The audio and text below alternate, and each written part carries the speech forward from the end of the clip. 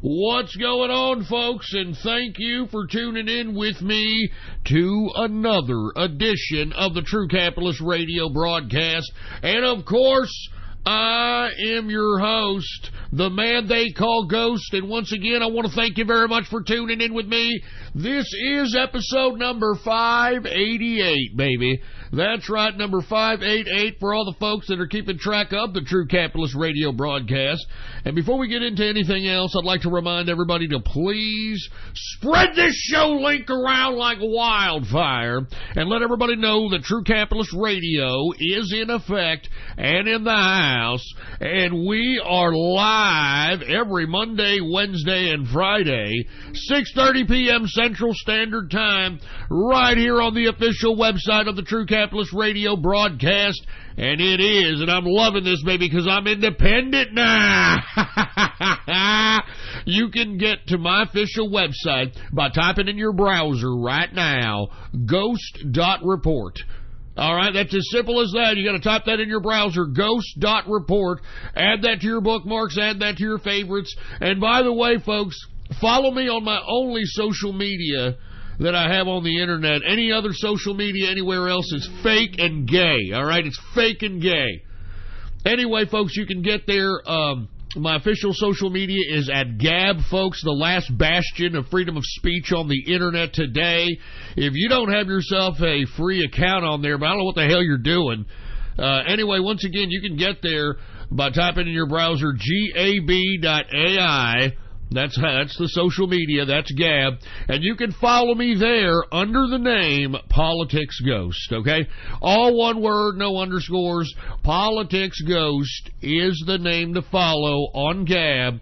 And by the way, happy Baller Friday! What's going on to the Inner Circle? And, of course, what's going on to the True Capitalist Radio chat room? What's going on, baby? Happy Baller Friday to the True Capitalist Radio chat room. Been having a good time with these guys in here, to say the least, man. I really do appreciate the serious capacity that this show has gone, and we're having a lot of good conversations in the True Capitalist Radio chat room, from cryptocurrency to stocks to economics to politics to international relations to social criticism. I mean, you name it, we're having those conversations, man. And I'm loving it. I love kicking it in there. If you want to be a part of the official True Capitalist Radio chat room, all you got to do, it's as simple as this. All right, you ready? Go to my Gab right now, Politics Ghost, all one word, no underscores, Politics Ghost, and hit the subscribe button for premium content, all right? Hit the subscribe button for premium content, and once you do, private message me on Gab and let me know your Discord chat name so I can go ahead and give you a private invitation to the True Capitalist Radio chat room so you can kick it with us, baby. You can chill with us. What's going on? Anyway, folks, thank you very much for tuning in with me. This is episode 588. This is July 6th. I want to extend my apologies for you folks that were expecting to hear some kind of a show on July 4th. I just had to take a break. I want to be honest with you. Moreover, something about America's birthday, especially during this tenure of presidency, just resonates some kind of patriotism in me. And I appreciated a lot of stuff. I watched a lot of Americana movies with Mrs. Ghost. You know, we had some steaks, Americana, baby, America. I'm proud to be an American. I have never been so proud to be an American, and I just wanted to celebrate that. And, it's a legitimate holiday. I think that we need to take July 4th very seriously.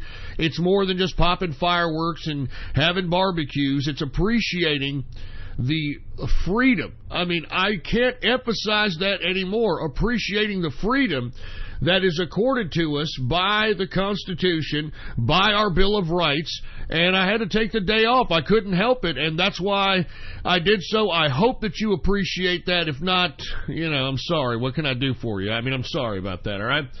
But a lot of things have happened, folks. While I was trying to have a patriotic day on July 4th, celebrating the birthday of America, appreciating my Bill of Rights, appreciating my freedom of speech, appreciating my freedom of religion, appreciating all the rights accorded to me by God, I unfortunately was burdened by this interruption in television programming because some stupid clown, that's what the president said yesterday, some clown climbed up on the Statue of Liberty's skirt and decided to, I don't know what the hell this person was doing. I guess they were trying to make some protest in relation to this whole immigration policy that has been politically stunted into existence by the Democrats and their cohorts in the lamestream media.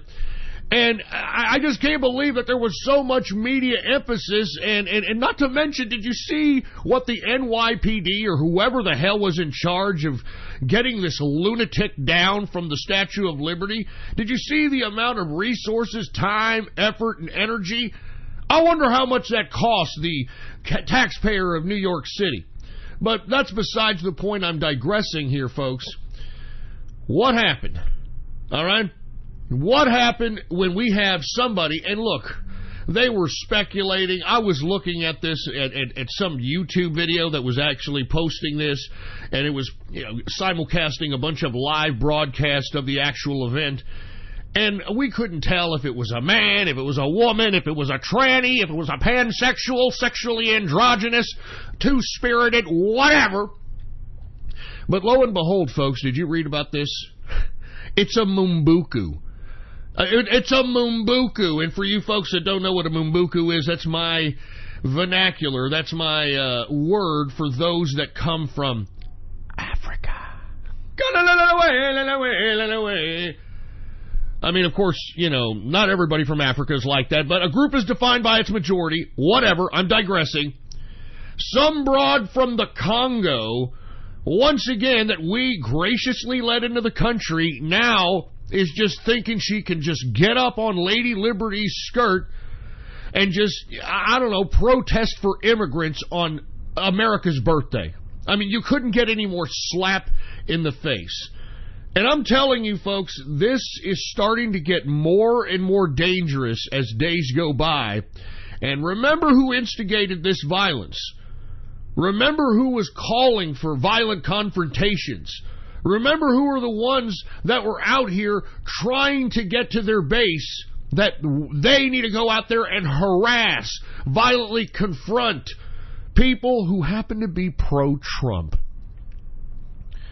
Or, protest like a petulant child, like this stupid, dumb maniac, this clown that was under, Lady Liberty's skirt, for Christ's sake.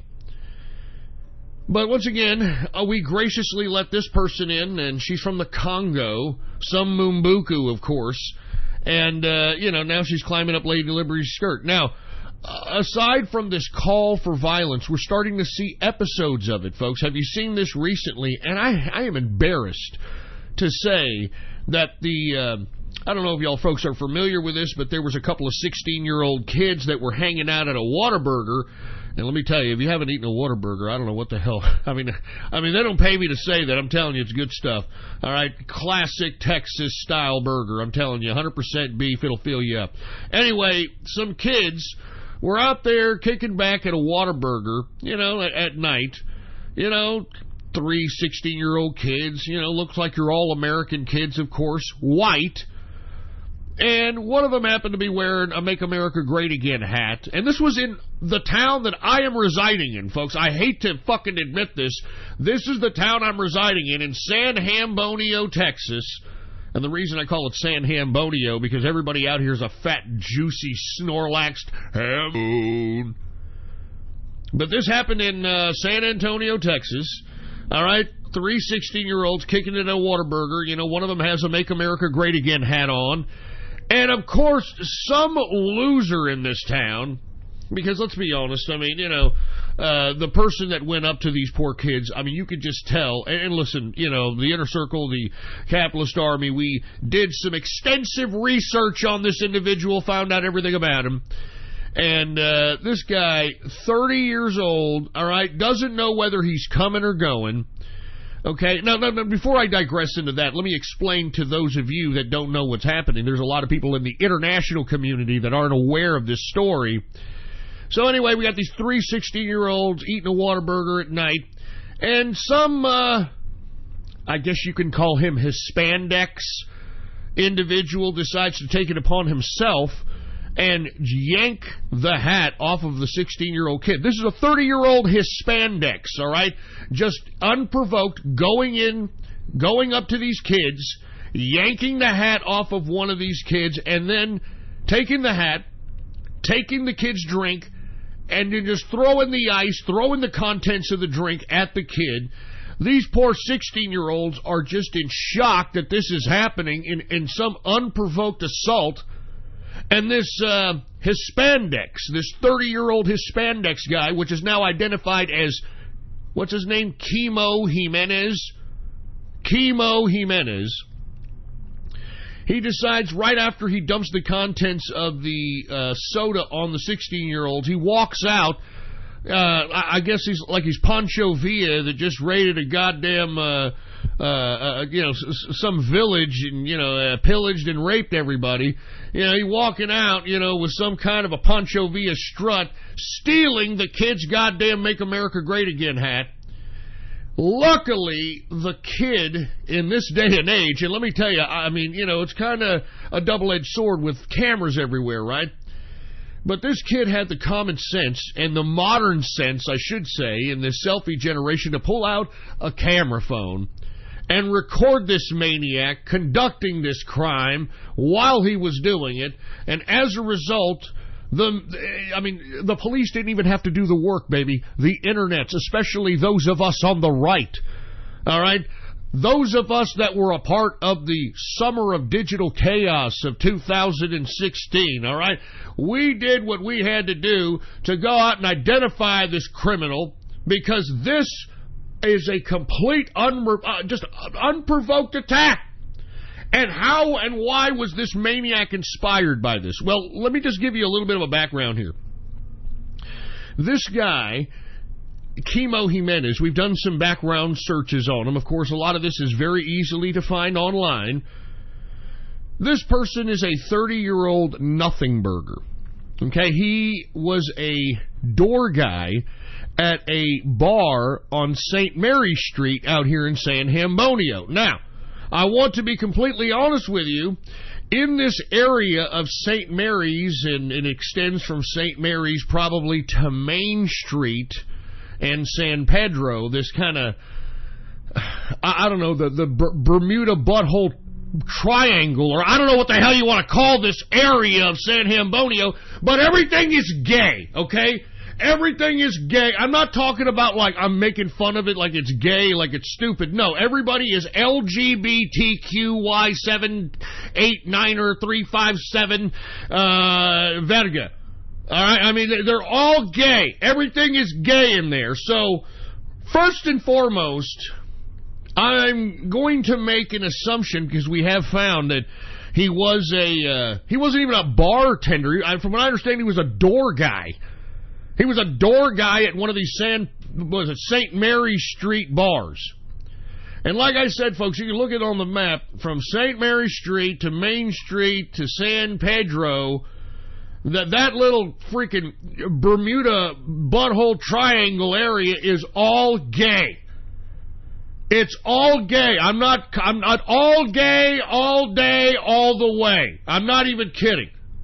So, first and foremost, you have to make an assumption based on two observations. Either that Chemo Jimenez was pissed off, and listen, I'm going to be honest with you. Had they been a little bit more of, not 16-year-olds, had these been like a little bit taller, a little bit more buffer, a little bit more manlier men, I guarantee you Chemo Jimenez wouldn't have done what he did. This is your typical, oh, look, it's three young little punks. I can go and make myself feel better while at the same time virtue signaling to myself like I politically matter. Well, anyway, this Chemo Jimenez, folks, okay, this guy who, flipped the hat, dumped the drink on the 16-year-olds, aside from him being a door guy at a LGBTQ, which would possibly be a motive, I don't know the motive, but that could possibly be a motive for his unprovoked attack on these three 16-year-olds, or the fact that he is Hispandex, or for a lack of a better term, Latin Mexican, whatever. Okay? Now, those two observations, just from my mere investigation and inquiry into the facts that are just circulating right now by the media, that's what I'm to assume, in my opinion. Now, why would he? So you dig a little deeper into Kino Jimenez, right? This guy, if you take a look at his YouTubes are still up. He's got YouTubes up. And at that time, he thought he was a long hair. You know, your quintessential douchebag with a guitar with a long hair. He's playing guitar, and he's like, hey, you know, I'm a fucking singer, and whatever. You know what douchebags did to the guitar, man. You know what I'm saying? You know what I'm saying. Anyway, he was one of those guys, like about 8 to 10 years ago. It's on the YouTubes. And then he's changed. You could tell, like, if you... I'm not saying we dox this guy, but, you know, we looked into his background, and you could tell an evolution in Kino Jimenez. And you know what it is? He doesn't know who he is. I mean, if you take a look in this background, he's 8 to 10 years ago, this guy's a long-haired douchebag, you know, thinking that he could play the guitar, getting on YouTube, thinking he can do something. Then he thinks he can get political, and he's with the Green Party, and now he thinks he's half a queer. I don't know. That's my opinion. I mean, if you're a door guy at St. Mary's Street Bar, I mean, you're probably, if not homosexual, you're going both ways, okay? You're going both ways. I guarantee you, in my opinion, this is my opinion, of course, Kino Jimenez, I guarantee you, I'm sure the cops, whoever confiscated his property, will attest to this. Obviously, if he looked through his phone, in my opinion, he probably has Grindr. He probably has... Look, they're posting his picture right now in the True Capitalist Radio chat room. I mean, what a creepy-looking, furry little Hispandex dude, man. Anyway, he evolved in from this long hair, you know, playing a guitar, to now he's on St. Mary Street, which, like I said, folks, it is mostly homosexual over there. I mean, if you're a homo or a bisexual, I mean, you can hook up with anything out there. It's pretty openly gay out here. Let's just put it that way. And either way, whether it's because he's a Hispandex, which, to be honest with you, I don't see any evidence in his background suggesting that he just hopped the border, you know, so that he might be a little pissed that he might have to go back to Mexico, or maybe his parents live here. His parents live in Universal City. As a matter of fact, that's who this 30-year-old bastard is living with, from what we could gather. He's living with his parents, for Christ's sake. As a matter of fact, from what I've gathered, and the Inner Circle and the True Capitalist Army has gathered, aside from him living with his parents, we couldn't even find a father. We couldn't even find a father in the picture. I mean, there was one YouTube video of this idiot going out and taking his mother shooting, like shooting a gun. Oh, that's very liberal of him, right? Oh, I'm going to go take my mother shooting. Oh, look at her. I love you. Oh. I mean, there's YouTube video of this stuff. So I'm assuming, because I couldn't find any. Hey, it's my dad right here. Hey, Dad, how you doing? How you doing, Dad? You know, I didn't see anything like that. You see, I hate to bring up the woman component in this, because I know everybody is all of a sudden think I'm a sexist all of a sudden. But what did I tell you all these years? Single-parent families, all right? Single-parent families were going to assert and implement the absolute pussification of the American male. Implement the absolute pussification of the American male, and we are seeing the byproduct of that, because I said that 10 years ago, 2008. And we're seeing it now. Anyway, listen. The only reason I'm going back into Kino Jimenez's background and who he is, you want to get a motive on why he's doing this. You want to get some kind of a modus operandi. And what this is, your Kino Jimenez is your quintessential poster child of your average everyday liberal in today's America. Some lost, doesn't know who to identify with, doesn't know who he or she is, kind of going with whatever group will allow them to tag along and, have them have friends and some kind of social pipeline. And you can tell, they've hopped around from, okay, I was a douchebag with a guitar, and, okay, that didn't get me laid, that didn't get me friends, okay, let me go ahead and do this now. Okay, that didn't get me laid, that didn't get me friends, that didn't get me, let me try this. And you know what I've found, folks? And listen, this is nothing against anybody who's gay or homosexual, but what I have found is that most people who have ran the gambit of all these different social circles, individuals that have tried to be the cool person or the jock or the freak or the goth person or, this and that, they've just tried everything. They tried to identify with everything. And they just whatever couldn't. They've been rejected from every social circle they've attempted to enter. What you find is the bottom of the barrel of the social circles is the LGBTQ movement. The LGBTQ movement, and I'm not saying that out of hate.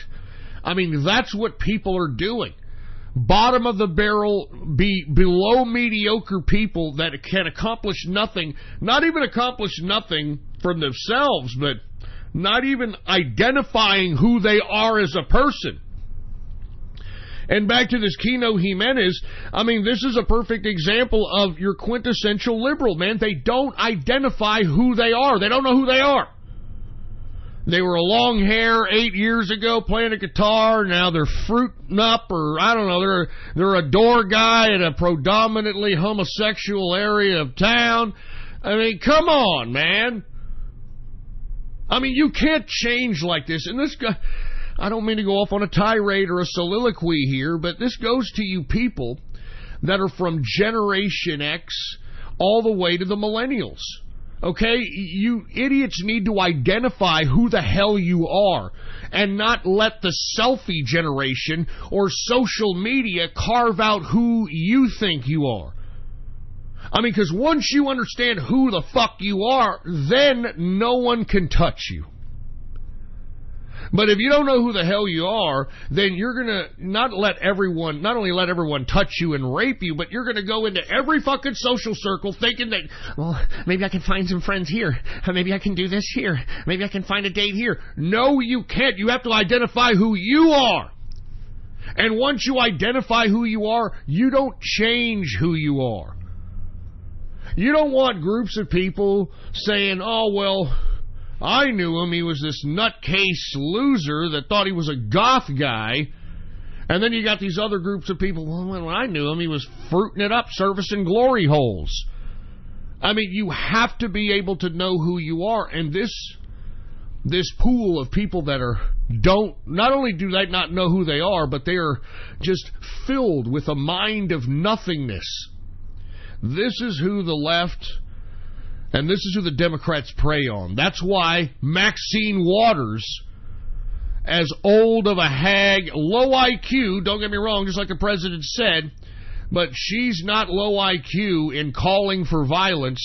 Lest we forget, you would hear these same kinds of subtle overtones of violence when Maxine Waters was instigating, in my opinion, the LA riots. She was around back then, old Maxine Waters. She had a contributing factor, in my opinion, to the goddamn LA riots back in the early 90s. Go take a look at it. If there's any goddamn video of Maxine Waters in the 90s hooping and hollering about, we gotta do this, we gotta stand up, we gotta raise up. She's used to doing this kind of nonsense. And then we're surprised now that you've got all these freak show nothingness, don't know who they are, idiots wandering around the United States acting upon these suggestions. Good God. Anyway, let me move on, folks. I don't want to get off on this soliloquy once again, but this is who the left is. Nothing burgers. Okay? absolute nothing burgers that are mindless, don't know who they are, wanting to belong to something. That's why they're so easily goofed into converging on any one of these stupid protests. They don't have nothing to do. They're living with mommy anyway, right? They're living with mommy anyway. These protests are something for these people to do. And that's what these funders of these protests don't understand. They're not accomplishing anything by providing a festival-like atmosphere at these protests and basically incentivizing people to go out there with something to do. It's like something to do for protests. It's like something to do. So in my opinion, folks, I am starting to take less and less credence to any of these protests that you see out here in the streets. I would strongly advise you to realize that many of those people are not going to vote, okay, because there's no incentive for them to vote. There's an incentive for them to go to a protest because they might meet people and they might talk and might have a camera in their face and they might get some social media exposure and may meet people and be a part of history and all that crap. All that soy boy political romanticist crap. Anyway, folks, let's go ahead and get down to some cryptocurrency business. I know everybody out there is like, Ghost, what's going on with the cryptocurrencies, baby? Well, I'm going to be honest with you. You're seeing some fluctuations between the market capitalization of about $264 billion to about $275 billion. We're seeing some kind of stability around there, which means that this damn thing is getting loaded and ready to pump even higher. Who knows when that's going to happen? Because lest we forget, folks, this is a 24-hour market. This is currency. Anything can happen. Any part of the world can massively influence this market. So at any point, I mean, just like the money, or just like the saying goes, money never sleeps. That's what cryptocurrency is. I mean, these things can pop at any time. Now, you know me, folks. I am of the persuasion that the long-term investor reigns supreme, and that especially goes towards cryptocurrency. I've told everybody who's listening to me that the value in cryptocurrency is the technology. And, you know, that technology and its sustainability and continuity within the framework of cryptocurrency. And I've covered many different cryptocurrencies in which I and many people in the inner circle feel that are going to be the future of crypto. Because look, as I've suggested many times, the cryptocurrency market that we're looking at right now is at the infancy. We haven't even scratched the surface. I mean, we're at 200 and let me go ahead and give you the current market capitalization of the cryptocurrency markets. Current market capitalization is $269 billion market capitalization. I mean, that's a scratch on the surface, man. I'm telling you this right now, just like I told everybody in 2017 in the springtime. This is where it's at. Wealth will be generated in this goddamn arena, and I hope everybody realizes this, baby. I hope everybody realizes this. Let's go ahead and get to some cryptocurrencies here. We've seen some rises in some of these really, really down lows that we've had. Like I said in, a couple of seconds ago, that we are seeing some stability around the ranges of about 260 to about 275 billion in market cap. Let's go ahead and take a look at Bitcoin. Now, Bitcoin, folks, I know we're at the last phases of it, but like I have said, I believe that we're going to see another pump in Bitcoin just based upon the marketability of the name. I've said this many times that if you ask somebody about cryptocurrency, the first thing that's going to pop out of their head is Bitcoin.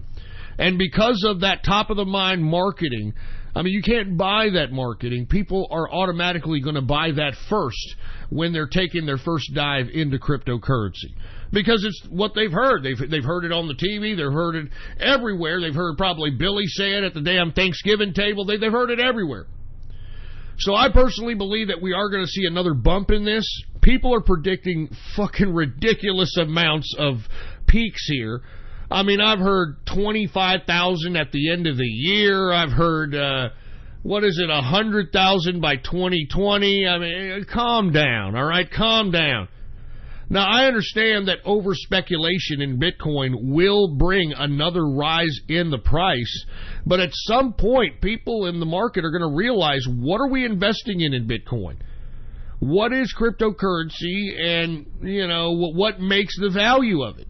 And the value is in the technology, folks. It's as simple as that, and that's what you need to invest in the long term, in my opinion. Now, not to say that there are some very attractive short and pattern trading plays in the cryptocurrency market. You just have to calculate them and speculate them accordingly. Now, once again, let's get back to Bitcoin, symbol BTC. Current market capitalization for Bitcoin is $114 billion market cap. The current circulating supply for Bitcoin is 17.1 million in circulation. In the past 24 hours, it has gone up 0.62%. Current price for Bitcoin, symbol BTC, $6,674.10 per Bitcoin. I do believe we'll see 10 grand again, 12 grand again, without a doubt. Will it go any higher than that? You're depending a lot on over-speculation if you believe that. That's a very big risk. Not to say that it wouldn't, but you're counting on over-speculation being the full driving force of the profitability on this crypto. And, there's a lot of other cryptos that people can choose from that have a lot more flexibility. You know what I'm saying? So anyway, let's get to Ethereum, folks. ETH. Now, once again, you're going to see another bump in ETH because it's number 2 in cryptocurrency as far as top of mind of people who aren't into cryptocurrency. They've heard of Ether, they've heard of Ethereum. And lest we forget, Ethereum is like the first kid on the blockchain to make cryptocurrency more flexible, introducing the smart contract technology. And don't get me wrong, I mean, the ERC20 token that is Ethereum has enabled other coins who have burnt themselves in the ERC20 token to be able to use the Ethereum virtual machine in creating smart contract-based technologies to, I don't know. I mean, there's been a few and far that I've been very. There's been few Ethereum contracts that I've been very wowed by, to say the least, and not to mention it's a little unstable. The security is still questionable on Ethereum, etc. So, with that being said, we still haven't evolved beyond, it being a viable anything outside of cryptocurrency. It's a proof-of-stake coin, which sounds great, but one thing I don't like about Ethereum either is it doesn't seem like it's going to end mining in any capacity. There is no end number. I mean, we're already at 100 million in circulation for Ethereum, and there is no end number. I mean, so how long is this going to keep mining? What is this, Dogecoin? I mean, that's been another big criticism of Ethereum, man. Anyway, let's go ahead and get to Ethereum. ETH, current market capitalization is $47 billion market cap. The circulating supply is 100 million in circulation. In the past 24 hours, it has gone up 0.16%. Ethereum is current price, ETH current price, $473.75 per Ethereum. Let's get to Bitcoin Cash. Once again, this play, in my opinion, is still good for the next 4 to 5 months. It's also a pattern and swing trading play. It's a viable and decent alternative to fiat. Like I said, if it goes beyond the $3,000 threshold, I think that we could forget it as an alternative to fiat. But at this point, it doesn't look too bad, all right? So let's go ahead and take a look at Bitcoin Cash. That's BCH. Current market capitalization is $12 billion market cap. The current circulating supply for Bitcoin Cash is 17.2 million in circulation. In the past 24 hours, Bitcoin Cash has gone down 0.47%. The current price for Bitcoin Cash, BCH, is the symbol, $737.07 per Bitcoin Cash. Let's get to Litecoin, folks. Litecoin has been pretty stable. Remember, I said it was a pretty good buy when it got to the $70 range. Even amidst this slight downturn today, it's still above 80. Let's take a look at it. Litecoin, LTC, is the symbol. Even though I don't like Charlie Lee, this looks like a good buy for me. Litecoin, current market capitalization is $4.7 billion market cap. The current circulating supply is 57 million in circulation. In the past 24 hours, Litecoin has gone down 0.32%. Current price for Litecoin, symbol LTC, $83.37 per Litecoin. Still way ahead of that $80 mark. I like Litecoin even at these prices, man. Let's go ahead and take a look at Monero, and the only reason I like Monero is why? Pattern and swing trading, because it likes to run, baby, run. Let's take a look at Monero, symbol XMR. Current market capitalization is $2.1 billion market capitalization for Monero. The current circulating supply is 16.2 million in circulation.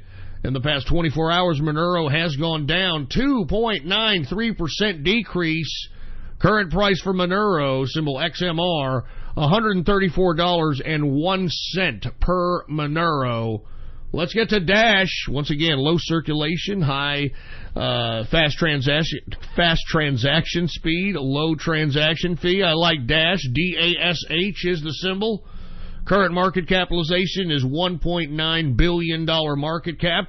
The circulating supply is 8.1 million in circulation. In the past 24 hours, Dash has gone up slightly, 0.25%. Current price for Dash, $241.72 per Dash. Good God, folks. Let's go ahead and get to my biggest holding, and many of us' biggest holding in the inner circle, many people's biggest holding in the True Capitalist Radio chat room. I'm talking about Quantum, folks. QTUM is the symbol. QTUM is the symbol. Now, folks, during the contraction of Quantum, you could have gotten this at 7 and change here within the past week. Within the past week, you could have gotten this at 7 and change. And like I was telling everybody on the last broadcast, this is also a proof-of-stake coin. Many of the folks that have been holding their Quantum in their core wallets, because you can actually download the wallet. And listen, you have to have your coins in a computer-based wallet if you want to have the proof of stake be valid as it relates to your Quantum holding in your wallet. But the more Quantum you hold in your wallet, and all you got to do is just leave your wallet running, put it on your damn desktop, just leave it running, the more Quantum you'll get because you're holding it in your wallet. It's called proof of stake. We got somebody in the inner circle that got their stake payment here recently. He was holding about 180 Quantum.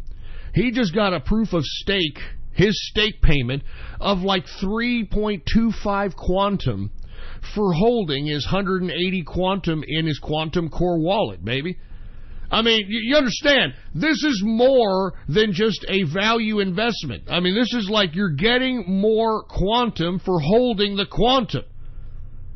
So even if Quantum is having a hard time going up to those $100, $200, $300 amounts, you can still get your proof of stake. Not to mention, you're having these coins that are coming out that are QRC20 based, that are being airdropped to Quantum stakeholders' wallets.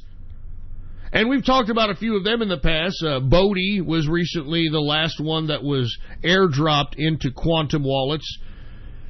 I'm telling you, I think everybody in there needs to start considering Quantum as a means of legitimate long-term investment.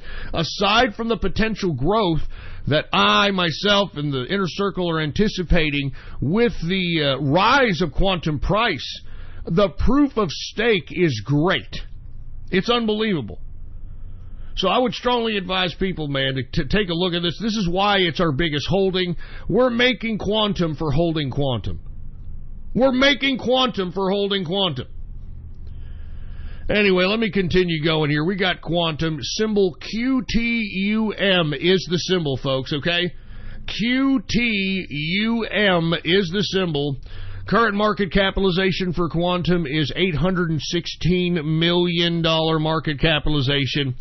The current circulating supply is 88 million in circulation. Now, the total circulating supply that they have, that they will ever print out, ever mint out, is 100,664,516. That is the total quantum that will be the total supply. So everybody who is holding quantum in their quantum wallets right now that are getting staked, they're getting staked out of that room from 88 million to 100 million. That's where they're getting staked from. So once again, folks, I mean, it's a great investment, long-term investment reigns supreme, and the technology, that's really why we're investing in quantum. The technology is second to none. Second to none. I mean, even the Ethereum billionaire co-creator, I'm not talking about Vitalik, I'm talking about the other guy, he's already made a big, huge investment in quantum and believes this is where the next huge explosion in cryptocurrency is going to happen. And me, the Inner Circle, and many people in the True Capitalist Radio chat room, we've got our pieces of it. And let me tell you, if this damn thing goes up to where we anticipated, cha-ching, cha-ching, I'm rich, I'm rich, I'm rich. You know what I'm saying? And you just got to keep going. Once again, the price for quantum, well, as a matter of fact, let me tell you how much it's gone up. In the past 24 hours, quantum has gone up 4.85% increase on the day. Current price for quantum right now, current price, $9.27 per quantum. All right? I'm telling you, keep your eye on quantum, man. That's why I've been holding it, I've been staking it, I've been loving it. Let's go ahead and get to Zcash, folks. I'm also mining Zcash. That symbol ZEC. Privacy component, low circulation, decent transaction speed. I like it a lot. Not to mention JP Morgan has a considerable investment in this particular crypto. Once again, Zcash, ZEC, current market capitalization is $751 million in market capitalization. The current circulating supply for Zcash is 4.2 million in circulation. In the past 24 hours, Zcash has gone down slightly, 0.89%. Current price for Zcash, symbol ZEC, $174.93 per Zcash. That's what I'm saying, baby. I like it a lot. Now, folks, what did I tell you all about 0x? What did I tell you? The last time I talked to you guys was on Monday. And I said that 0x is probably a good buy. Why did I say it? Because, once again, Coinbase purchased Paradox Exchange. Paradox uses 0x's blockchain technology on his exchange. So, come on, man. I mean, obviously, Coinbase is going to do something with it, and I think that finally the market's starting to realize that shit. Not to mention, I personally am witnessing, from my opinion, you look at 0x, compare the chart to EOS, compare ZRX to the chart of EOS, and it looks like a trajectory there. It looks like a potential trajectory. That's why I'm a buy on 0x, that symbol ZRX. And I believe, what was it? Monday, ZRX was at 70 cents or some shit, right? It was like 70 cents. Anyway, let's take a look at 0x, symbol ZRX. Current market capitalization is $541 million market cap. The current circulating supply, 533 million in circulation. In the past 24 hours, 0x has gone up 2.51%. Folks, 0x has been going up 10, 15, 20% by the day. Okay? Now, like I said, 0x on Monday when I was saying, look, this is a decent coin here. This is a decent coin to buy. Talked about Coinbase, all that shit. It was at 70 cents. The current price for 0x, symbol ZRX, $1.02. $1.02, baby. You goddamn right. And let me tell you, the Inner Circle and myself, we got in on this when it was like 30 and 40 cents, baby. I mean, we are cashing out. I mean, you know, I'm telling you, it's good to be in the Inner Circle. I'll tell you that right now. Everybody right now is heel kicking with 0x. We invested. We talked about this. We talked about this months ago, man. Oh, man, that's great, man. It is so good. Anyway, here, listen. Wait, hold on. Are we back? Are we all right? What's going on? We having a technical difficulty here? Hopefully we're not having a technical... Oh, we're all right. Anyway, once again, folks, 0x, cashing out, baby, making cash. That's what the Inner Circle does. Let's go ahead and get to the next cryptocurrency here, folks, okay? Let's get to the next one. One I want to talk about here, and look, I'm going to be honest, I am not talking about this because I am a buyer on this. I'm talking about this one as an example of how fickle and how impulsive this market can be.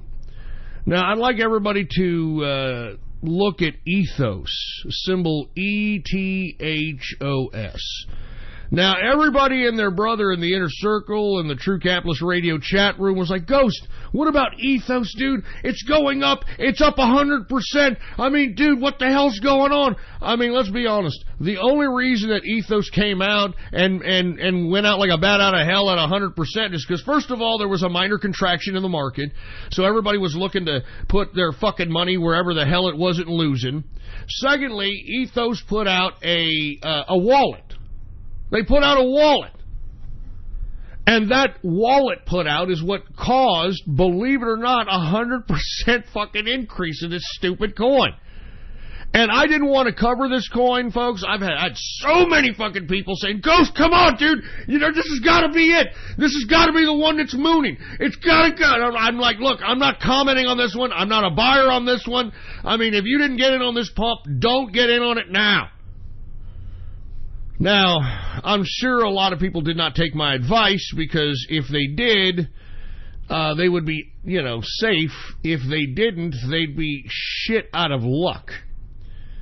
If you take a look at this chart, folks, yesterday, we saw Ethos like at $3. Let me go take a look at this chart. We saw Ethos as high as, $3. Yeah, $3.53. $3.53 for Ethos, and that was that was yesterday, day before. Yeah, it was on July 4th, 22:59 the time, $3.50, up over 100% just because of a wallet release. I had everybody and their brother telling me, Ghost, come on, dude. I mean, this has got to be a buy. Everybody's going in on it. It's up over 100%. Man, I mean, the all-time high is $10, dude. I mean, come on, this has got to be a good one. Let me know, dude. No! This was a fucking pump! Now, unless you got in on the pump or you owned it before the pump, I mean, when you see it going up that much, something's rotten in Denmark, man. So if I were you, I would be like, you know what, this is going up pretty high. Let me dump this. Let me try to get a little bit of a capital on this. And once I dump it, move it into something that you know is either going to go up or is going to be stable. But that's the reason I brought up Ethos, folks, because give me a break. Give me a break. It went up to $3.59, and people thought it was just going to keep going up. They thought I'm not even joking. I had people literally PMing me, man. I mean, Inner Circle members, fucking True Capitalist Radio chat members. They're like, man, this has got to be it. I mean, this has got to be the one. And I'm like, no, it seems like a pump. They just released a wallet. Anyway, it was $3.59 July 4th. Let's take a look at it right now. Current market capitalization for Ethos is $136 million market cap. The current circulating supply, 77 million in circulation. In the past 24 hours, Ethos has gone down. It's gone down way more than this, but in the past 24 hours, it has gone down 5.585%. 5.85%. Folks, the current price for Ethos, just remember, it was $3.59 July 4th. Today, July 6th, it is $1.76. Oh, ouch! Ouch! That's what I'm saying. If you're not already in the pump, or, you know, you were holding while the pump is happening, then don't get in on it, man. I'm telling you. I mean, unless you're going to move in and out quick, and even that is a very, very big risk, if you want my opinion. So anyway, with that being said, let me go ahead and get to the last coin, folks. All right, I'm going to get a little bit, I'm going to talk a little bit of 42 coin. Now, 42 coin recently got on a new exchange, folks. The new exchange is Coin 2001. Coin 2001 is listed. That is a Brazilian South American exchange. Coin2001.com is a Latin American exchange. 42 Coin is now a part of it. We did see a little bit of a bump. We saw it go as high as about 37,000 in the past couple of days. It has come down considerably, but that's the beautiful part about 42 Coin, man. It's the fluctuations. I mean, like I said, 3 reasons to invest in it. Long-term investment, that's 1. Hedge against cryptocurrency contractions, that's 2. And, of course, short and pattern trading, the son of a bitch. Like I said, we saw this as high as $35,000 here in the past couple of days. Let's take a look at it now, all right? 42 Coin, the symbol 42. Current market cap is $1 million market capitalization. The current circulating supply is 42 coins. That's it. No more. 42 coins.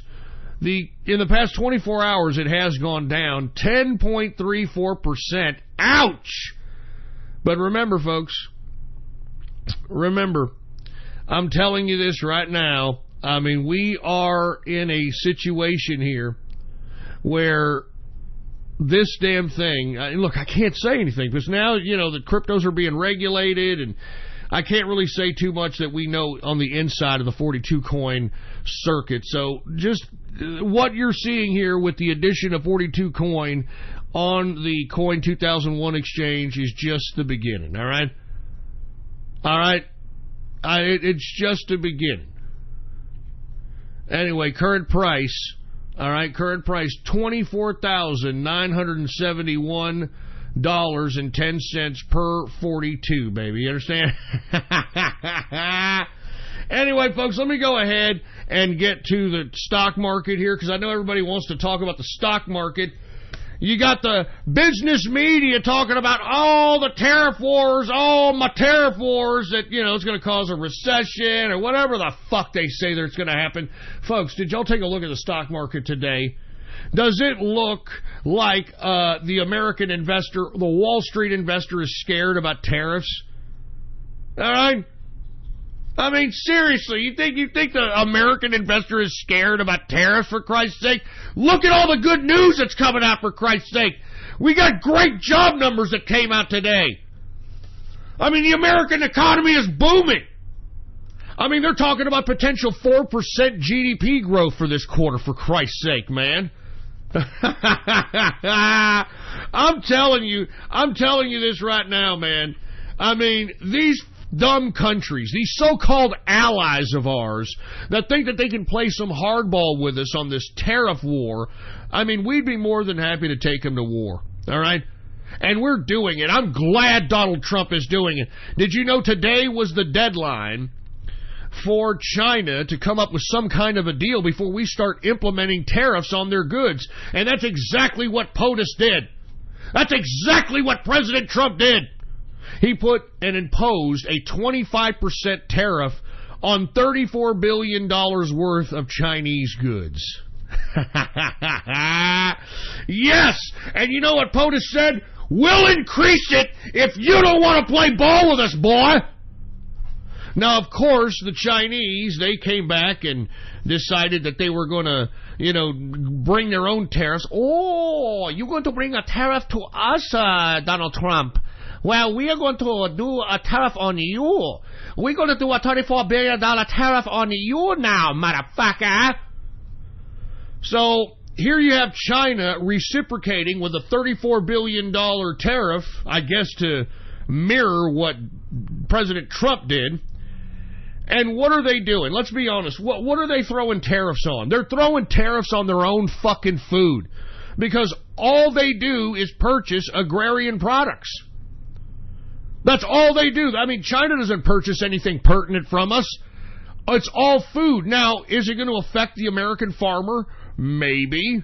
But if I'm not mistaken, and you can quote me on this, Donald Trump has been heard saying in the past that if such a thing happens and something is afflicted to the farmers because of the tariffs, that the president is open to compensating those farmers in any losses that are incurred from this potential tariff. And that's just to save the farmer. You know what I'm saying? I mean, it is what it is. You can't just let them, let the food grow bad. You got to do something with the food. And not to mention, we'll do something with the food, for Christ's sake. You don't think these other countries are going to be salivating at the mouth trying to get some American agrarian products, for Christ's sake? Get the fuck out of here. You know it and I know it. And lest we forget, folks, I hate to reiterate this, but there's over 1 billion Chinese people over there. There's over 1 billion of them. And they need all the food they can get. So by them throwing a reciprocal $34 billion tariff, what I mean by that is $34 billion worth of goods are being tariffed, is what I mean by that. So, Trump is putting a 25% tariff on $34 billion worth of Chinese goods, and China is reciprocating that as well. And, it's going to hurt them way more than it's even going to affect. I mean, we're going to dust our shoulders off with whatever the hell China's doing. We don't need China. China needs us more than them. As a matter of fact, their whole economy is crippling at this point in time. Have you seen the Chinese stock market? It's not looking very good, is it? How do you think it's going to feel here in the next couple of months if these goddamn chopstick-eating, egg roll-up-the-ass having blindfold them with dental floss pieces of Asian shit when they realize that they don't have the hundreds of billions coming in from American fucking purchases anymore? How you like that? Huh? It's not going to feel very good. You want to know what's going to happen to China? I'm going to predict this right now.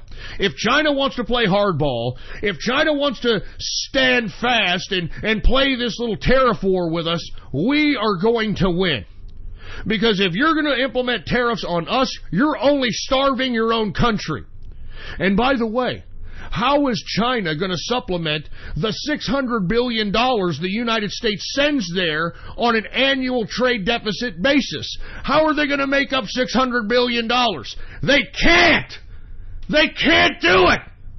That's why the president said yesterday in his rally, we're going to talk about that later on in Montana, that's why he said that, look, we hold all the cards, folks. That's what I've been saying! We hold the cards. We don't have to sit here and bow down to anybody. Like the president said, we're no longer the stupid country anymore, folks. We are politically and economically aware, and we are not going back to fucking sleep. And I'm telling you, what's going to happen is the same thing. If the Chinese, the longer they do this, the longer they want to do this trade war, this tariff war, the longer they do this crap, the faster they're going to facilitate themselves into looking something like Venezuela. And let me tell you, Venezuela is nothing in population and in geopolitical size as over 1 billion people in China. So I'm telling you this right now. Don't believe the media hype. Don't believe this nonsense. I mean, take a look at the positivity in the stock market. If anybody that should be scared about trade wars, right? If anybody that should be apprehensive about trade wars, it's the Wall Street guys putting their money in the market or taking it out. All right, these guys don't take risks. All right, it's about money in Wall Street. And if you take a look at the numbers today, especially going into a weekend, it just goes to show you the positive sentiment that's all over Wall Street. Let's go ahead and take a look at it right now. And by the way, EU, you could suck it. All right? Canada, you could suck it. All right? All right? Hey, any one of you damn so-called allies who don't want to renegotiate trade deals, it just goes to show you what kind of piece of garbage allies you truly were, for Christ's sake. All right? You all need us more than we need you. We're not the stupid country anymore. I'm fucking glad about it. All right? I mean, folks, just think about this 1 second, then I'll cover the markets. What sense does it make, okay, when America sends over $800 billion outside the United States in imbalanced trade deals on an annual basis, and for us just to continue doing that until the end of time? I mean, what sense does that make? It doesn't make sense. We, the United States, not only in these imbalanced trade deals, but in all these little treaties and these little alliances that we're with, we have been funding the globalist institutions that are trying to usurp our sovereignty. Don't you understand that? And Donald Trump, him being elected president, he has yanked us out of those institutions. Like the Paris Climate Accord.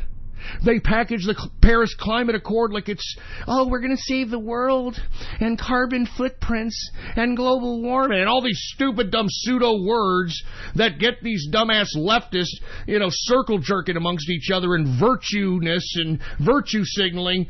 I mean, this is what gets them off. But in actuality, folks, the Paris Climate Accord was nothing more than the United States funding, because we funded the damn thing, funding yet another globalist institution with the United States tax dollars. And I'm tired.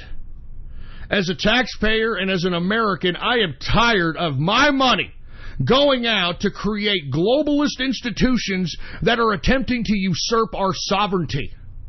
And if you want to take a look at what I'm talking about when it comes to globalist institutions usurping sovereignty, take a look at the European Union. Take a look at the European Union. This was an unelected body that has now usurped every member state that's a part of it. Why do you think people and countries want to get the hell out now? Why do you think you got based Hungary and based Poland and based Italy? I don't know what the hell's going on with the UK, for Christ's sake, but at one time they wanted to get out of there. I mean, you are seeing the awakening of individuals understanding that this, what was once called a conspiracy. Remember, 5 years ago, if you would have said globalism, if you would have said globalists, if you would have said globalist institutions, you would have been called a conspiracy theorist. You would have been called a conspiracy theorist. Now you've got people out in the open claiming that they're globalists. Now you've got people out in the open saying that they don't want borders. It's not a conspiracy, folks. And thank God Donald Trump was elected president to throw a fucking monkey wrench in the engine of institutionalist globalism. Because the more and more Trump dismantles these ridiculous institutions and our financial obligations to them, the faster you're going to see these motherfuckers crumble. I told you! I told you all that the capitalist revolution will rise and will take control of this globalist order. I've said this for 10 fucking years, and now it's happening. Now it's happening. And the globalists don't know what the hell to do. And you can tell they're getting desperate, and they're pulling out all stops. I mean, why do you think they have Maxine Waters calling for violent confrontations? Why do you think that you have their surrogates on all these mainstream, weaponized media outlets justifying such violence? I mean,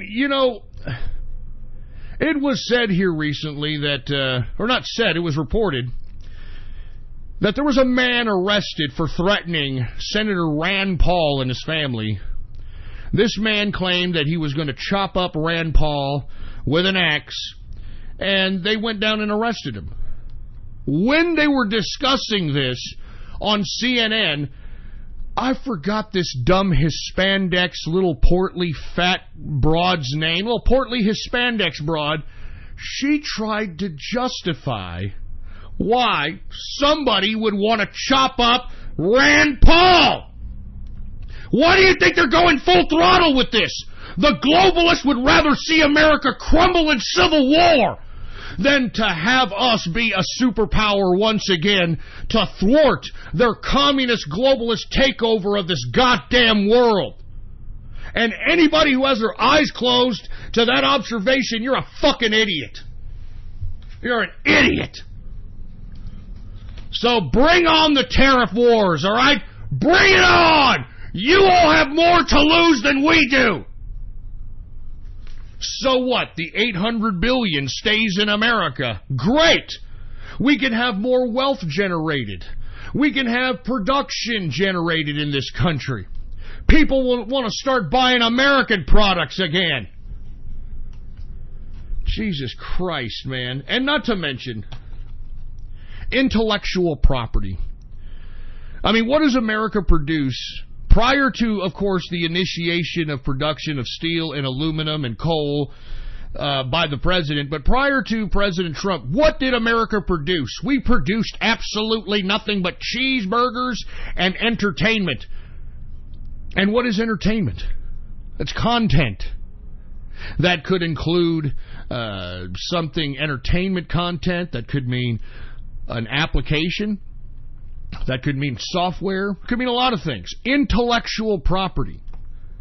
That's how people that create those things, that's how they're able to protect their creativity, by applying intellectual property to those creations. Now, what China does, on top of not letting us participate in their markets by debasing their currency to make it impossible for Americans to compete, on top of China charging all kinds of tariffs for any American products to go within its borders, aside from that, these people are taking America's intellectual property, copying it, and selling it for pennies on the dollar. And what, we're just supposed to allow that to happen too? We're just supposed to allow that to happen too? We can't, folks. This is unsustainable. Thank God we have a capitalist as president who understands this. And thank God Donald Trump is setting policies to reverse this literal economic suicide that we were on. We were on economic suicide prior to Donald Trump coming in and rectifying a lot of this mess. Economic suicide. Now, once again, I would like to remind each and every one of you, don't believe these mealy-mouthed talking heads, these jerkasses, these liberal lunatics in this weaponized mainstream media. This tariff war isn't going to do anything but bolster America. It's going to make America stronger because we, which once was known as the stupid country, is not the stupid country any goddamn more. And these people need us more than they. These people need us more than we need them. And the proof is in what they're doing in the stock market today, for Christ's sake. Anyway, folks, we're well into the second hour of the True Capitalist Radio broadcast. And, of course, I am your host, the man they call Ghost. And once again, I want to thank everybody for tuning in with me live right now. If you have not done so, for Christ's sake, don't just sit there and play with your goddamn Peter Popper. Spread this show link around like wildfire, all right? Spread this show link around like wildfire and let everybody know that True Capitalist Radio is in effect and in the house. And we are live every Monday, Wednesday, and Friday, 6:30 p.m. Central Standard Texas Time. You understand that? We are live every Monday, Wednesday, and Friday, 6:30 p.m. Central Standard Time, right here on the official website of the True Capitalist Radio broadcast. And it is, remember, type this in your browser, add it to your bookmarks, add it to your favorites, ghost.report. That's it. That's all you got to type in your browser. It's as simple as that. Don't be a milky licker. Don't be a fucking milky licker. Type it in your browser, add it to your bookmarks, add it to your favorites, ghost.report. And, of course, if you have not done so, please follow me on my only social media on the internet today, and that's on Gab, folks, all right? It's the last bastion of freedom of speech on this censorship-ridden fucking internet today. If you haven't gotten a Gab account, well, then, by God, get yourself one. It's free. You can follow me on there under the name Politics Ghost. All one word, no underscores, Politics Ghost. That's my name on Gab, folks. And I want to say, what's going on to the True Capitalist Radio chat room? I'm watching you live, baby. What's going on?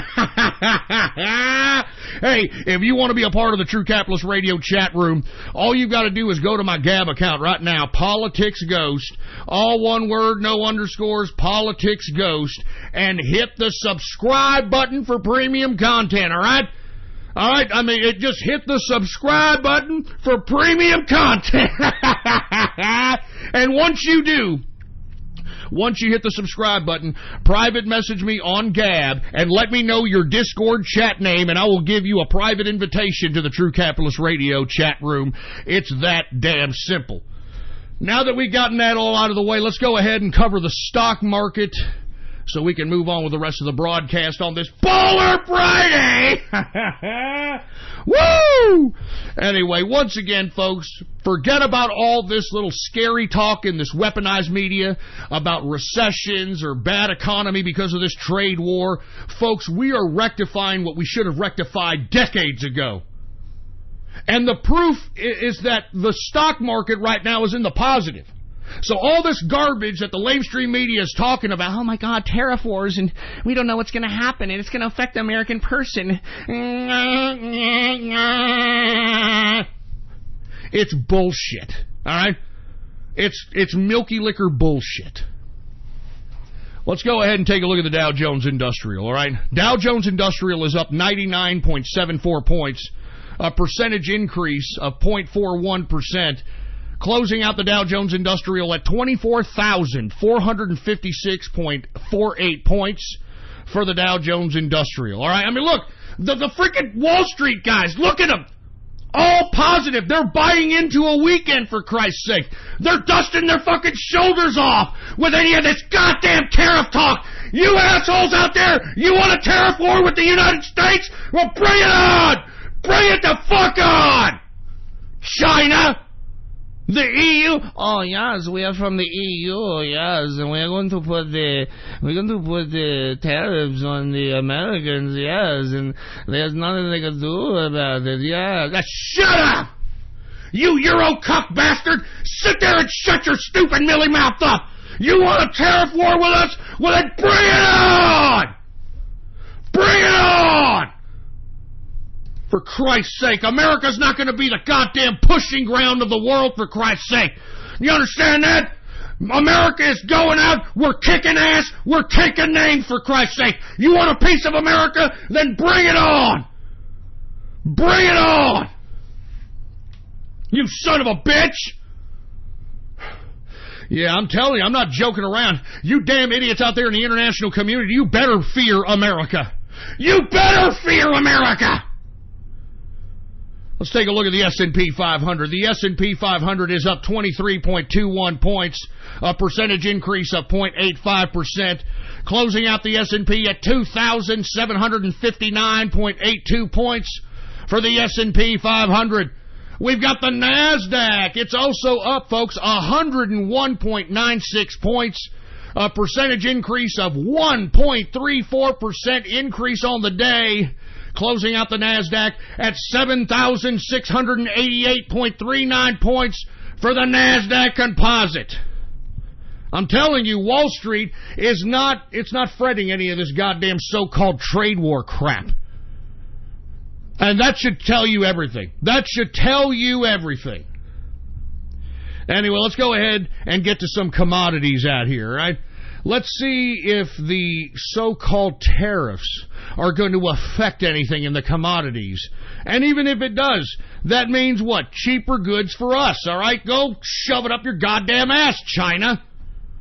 I'll fucking blindfold you fuckers with dental floss. Anyway, let's get to energy, all right? Energy, now, we're seeing increases in oil, folks. Now, that's what's going to make this meeting between Trump and Putin that's going to happen sometime next week so important. Because really, aside from, the international mess in Syria and a couple other things, the Ukraine, there's a bunch of things that they're going to talk about. But I think a big, big thing is going to be this oil. Because lest we forget, folks, Russia is the biggest producer or exporter, I should say, of oil. And right now, because OPEC is, being OPEC, trying to run up the cost of oil during the summer, when everybody's out there vacationing and doing their summer thing, of course the OPEC are going to cut oil production. This is why you're seeing increases in the barrel of oil in WTI and an increase in gasoline. So hopefully Trump goes out there, makes a deal with Putin. Putin can maybe pump some oil for us. bring down this oil. As a matter of fact, President Trump has also reached out to the Saudi Arabians and saying, hey, Saudi, why don't you increase production a little bit instead of cutting, all right? All right, you're making me look bad over here. Come on, hey, Mohammed bin Salman, why don't you increase production, a little bit something, for the effort. How about that? And according to reports, there's been some positivity in that regard, so we shall see, all right? Let's take a look at WTI sweet crude right now. WTI is up 98 cents, a percentage increase of 1.34%, closing out WTI sweet crude at $73.92 per barrel of WTI sweet crude. So, I mean, those prices are getting heavy. We're going to start seeing some more and more prices, or I should say price increases on that gasoline, so be aware of that, folks. Be aware. Let's get to Brent crude, okay? Brent crude oil, it's down today, 28 cents, a percentage decrease of 0.36%, closing out Brent crude at $77.11 per barrel of Brent crude oil. We've got gasoline down today, 0.92%. Natural gas is up 0.46%. And heating oil is down 0.22%. Let's get to the metals, shall we? The metals! Let's get to the goddamn metals. Now, folks, the metals right now proves that no one is scared of these tariff wars in Wall Street right now. I mean, the metals prove that no one is afraid of tariff wars. I mean, remember, these guys on Wall Street aren't dumb, man. I mean, they're not going to just, play around with real money. These guys know where to put their money, and they're not scared of these tariff wars. So it just goes to show you they believe in Trump as well. Let's go ahead and take a look at the metals, all right? Gold. Gold is down today, $2.90. A percentage decrease of 0.23%, closing out gold at $1,255.90 per troy ounce of gold. Now, once again, if we would have saw some real fear and some real uncertainty because of these trade wars, we would see gold and silver going up the roof. But as I stated, folks, these Wall Street guys believe in Trump, baby. They believe in POTUS. Woo! I'll drink to that. I'll drink to POTUS. Good stuff. Let's go ahead and get to silver. Silver is down today 3 cents, a percentage decrease of 0.17%, closing out silver at $16.07 per troy ounce of silver. We've got copper down today 0.23%. Platinum, for some reason, is up 0.29%. Let's go ahead and get to agriculture. Let's get to grains. Now, look, you could have fooled me that there was a goddamn tariff going on. You could have fooled me. Let's go ahead and take a look at some of these prices over here. Now, when you see a price increase in agricultural commodities, typically that means that there's going to be a scarcity in that commodity. Now, what's odd is that we're in this so-called tariff war, and we talked about at the beginning of the broadcast that Trump has imposed a 25% tariff on $34 billion worth of Chinese goods. The Chinese have reciprocated and threw a tariff on $34 billion of United States goods, and those tariffs that China is imposing are on nothing but commodities. I mean, it's nothing but commodity. This is what they need to eat. This is what they feed their population with. I don't know what the hell's... I don't know what's going on, folks. Let's go ahead and take a look at it. Grains, and I'm going to read these as fast as possible. Corn is up 2.27% on the day. Wheat is up 1.93% on the day. Oats is down 0.31%. Rough rice is up 1.05%. And look, soybean was supposed to be the commodity in general that was going to be hit up the most by these Chinese tariffs. And take a look at how much soybean is, man. Soybean is up 4.53% increase on the day. I'm telling you, man, Wall Street and the investors believe in the president. The investors believe in the president, and the proof is where they're putting their money where their mouth is, baby. Soybean oil is up 1.48%. Canola is up 1.25%. Let's go ahead and get to cocoa. or the softs, I should say. Cocoa is down 0.68%. Good God, what's going on with coffee, folks? Did you see coffee? Coffee is up 4.54% increase on the day. I mean, good God. Luckily, I don't drink coffee, but I mean, that's a pretty big one-day increase, to say the least. Let's get to sugar. Sugar is up 0.26%. Orange juice is down modestly, 0.21%. Cotton is up 3.04% increase on the day. Lumber is down 0.50%. Rubber is down 0.88%. And ethanol is up 1.21%.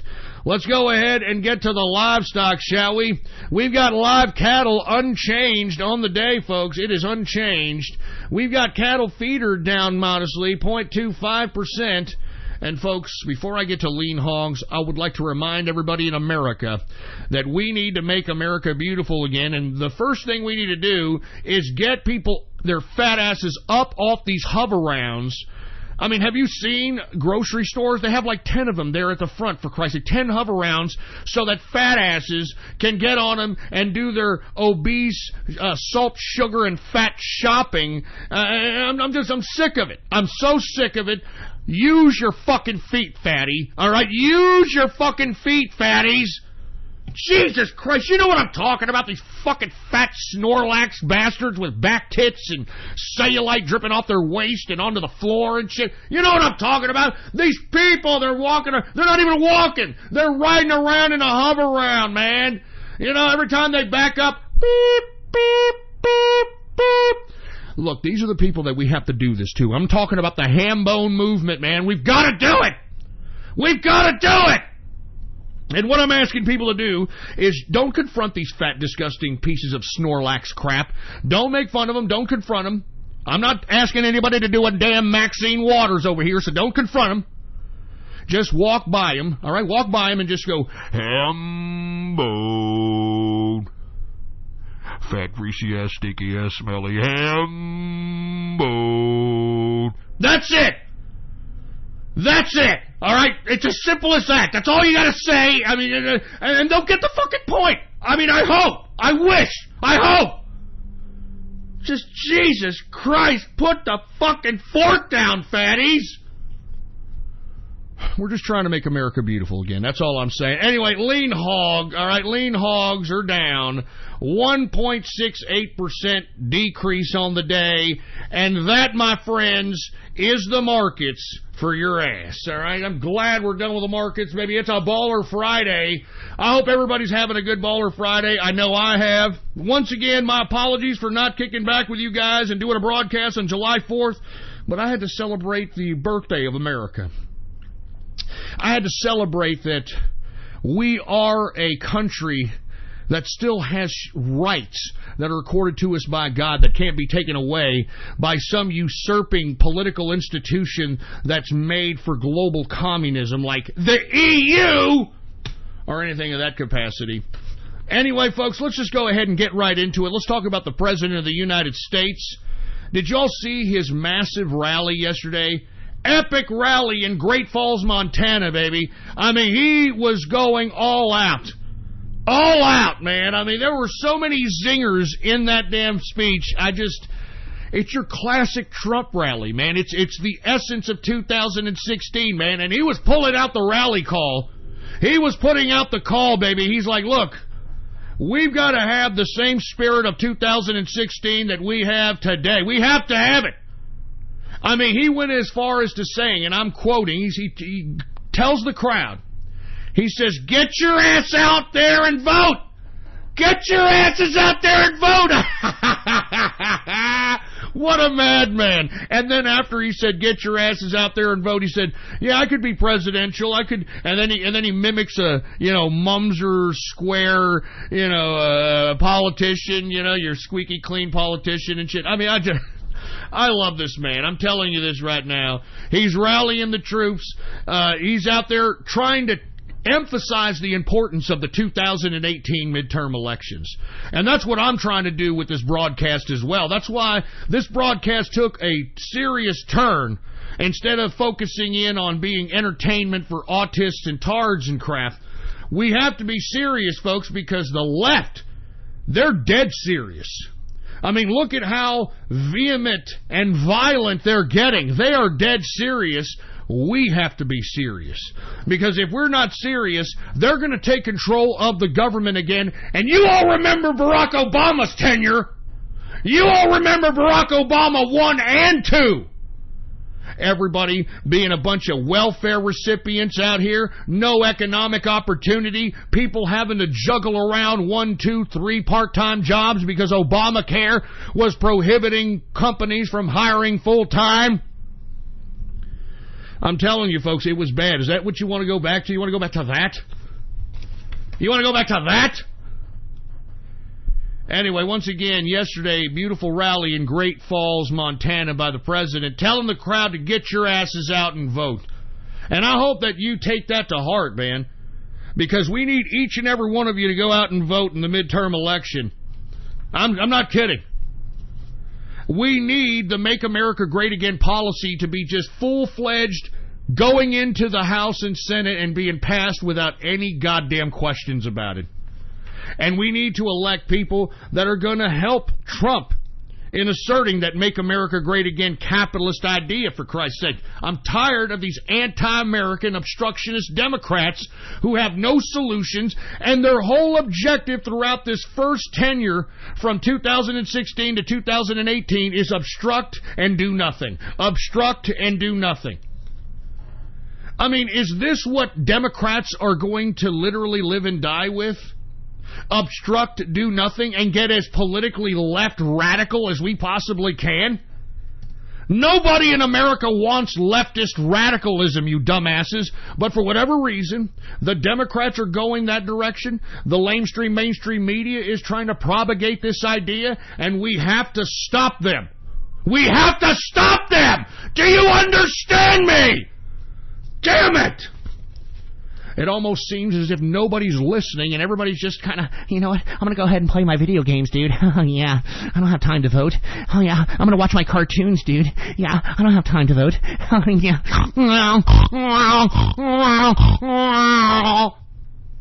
It just makes me sick, man. We got to get shit serious. And by the way, I mean, aside from these Democrats and these leftists in America calling for confrontational violence, I mean, have you seen them being so triggered about the potential Supreme Court justice pick for... They know they're screwed, baby, because Donald Trump is going to nominate somebody in their 40s or 50s that's going to be on that bench for 30 goddamn years, and conservatives are going to win every goddamn Supreme Court verdict, and they know it. They're afraid of Roe v. Wade being overturned, and let's be honest. I mean, worst case scenario, if you think about it for these pro-choice people, Roe v. Wade is not going to be overturned, even if they do, or the conservatives or the right wing get majority of the bench and they're able to ram it down the throats of people. It's not going to be completely eliminated. It's going to be a states' rights issue. A states' rights issue, what it should be. I mean, shouldn't it be a states' rights issue, for Christ's sake? I mean, why should the federal government mandate the murder of innocent children? I don't understand that. This shouldn't even be a federal issue, all right? And women are like, well, what if I want an abortion? I mean, what if I want an abortion? Well, here, how about this? Put a fucking condom on it! Use prophylactics, you dumb broad! How many pills I mean, good God! It's like this commercial. You know, I hate to compare the two, but it's like this commercial that you're seeing nowadays. Have you heard of this Truvada? Truvada, as part of PrEP or PrEP. For those that haven't seen the commercial, thank God, lucky you. All right? Lucky fucking you. But it's literally of gays, obviously, that are talking to the camera and saying, yeah, I use condoms, but I want to do more. So my doctor says that I'm at high risk for getting HIV for my demographic, so he introduced me to Truvada as a part of the PrEP program. Now, what it is, folks, I kid you not, Truvada, or PrEP or PrEP, whatever the hell you want to call this stupid shit. It is medication that they are now telling all homosexuals to take. If they are not HIV positive, they are telling every homosexual to take this drug called Truvada. And what it's supposed to do, it's supposed to prevent you from getting an HIV or a pos load to potentially infect your body. I'm not joking, folks. This damn commercial has been all over the goddamn media, and I can't believe it. And this is what they're promoting. They're promoting, and this is what the fucking people are saying on the commercial. They're like, "Hi, I use condoms, but I want to do more." What do you mean? What do you want to do more? What does that mean? You don't want to wear condoms?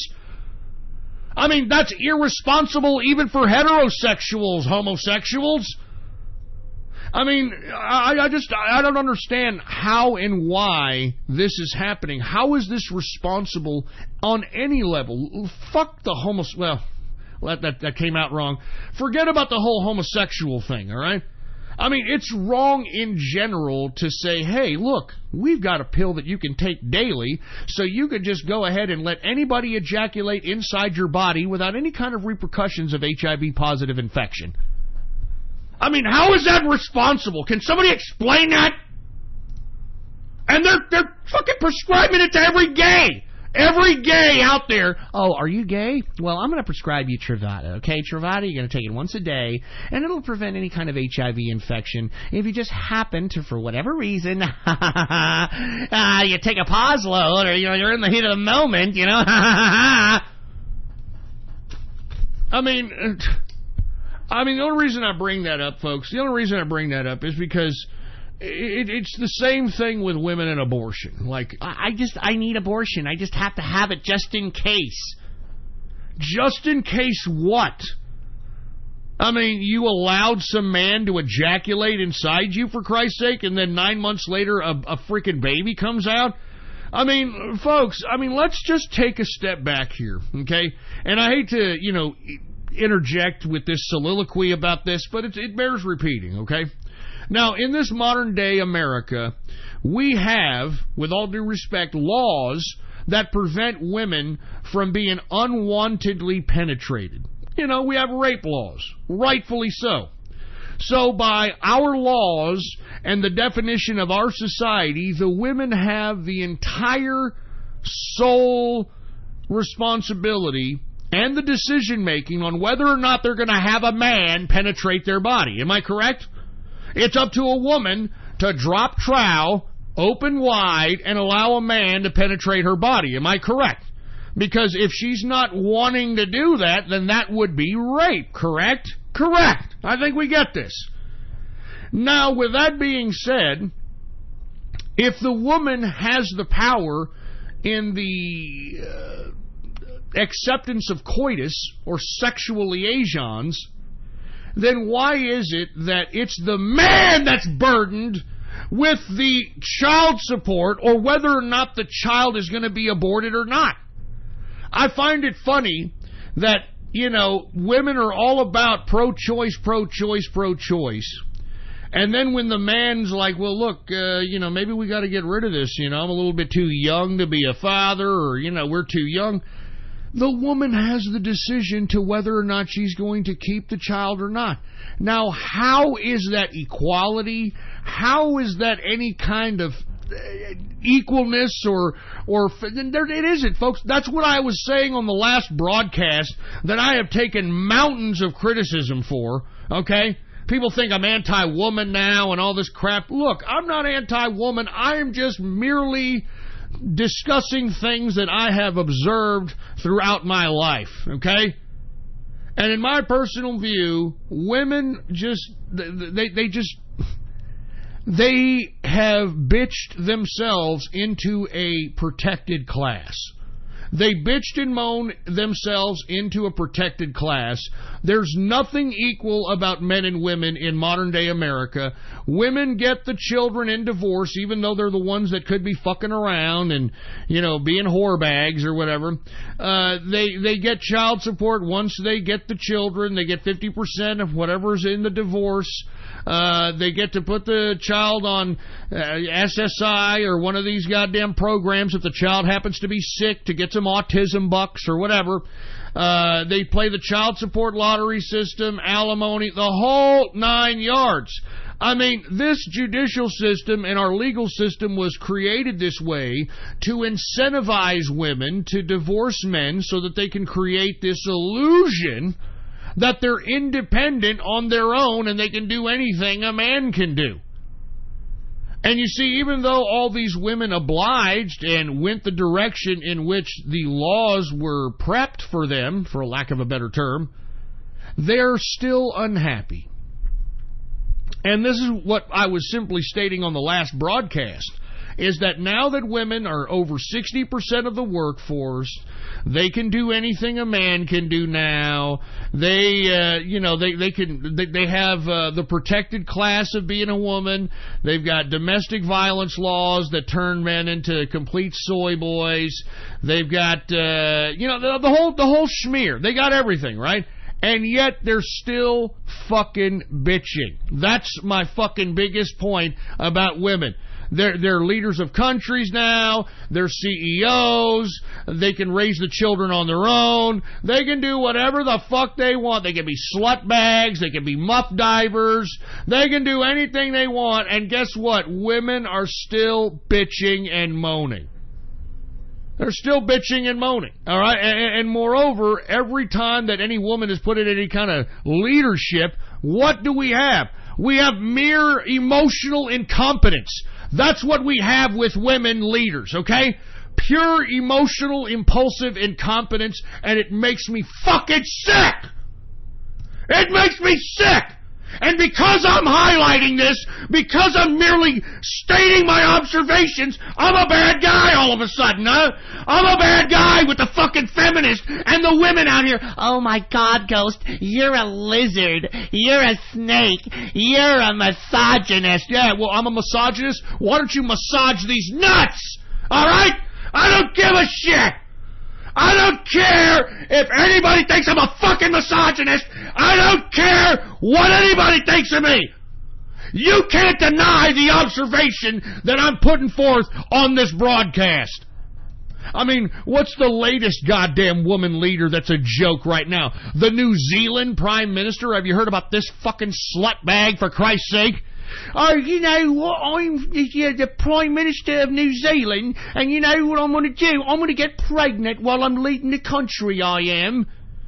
I'm going to get pregnant and lead the country, I am. This stupid goddamn New Zealand Prime Minister, are you kidding me? She's leading a fucking country and decides to get knocked up and have a child in the midst of her Prime Minister duties, for Christ's sake. Now, is that responsible, folks? Huh? Does that sound like something that somebody responsible would do? Oh, Jesus Christ. But no, I tell you what. This woman, she just recently had her fucking brat out here in New Zealand. I guarantee you that she's having the whole maternity leave. Oh, yes, I'm having a maternity leave because I, got pregnant while I'm Prime Minister, I did. Stupid, dumb broad, man. You can call me sexist. You can call me whatever the hell you want. I don't really give a crap. You women are protected class in America, and you all have failed yourselves. You failed your children, and I'm going to fucking put it in your faces. If you don't like it, then get in the fucking kitchen if you don't like it.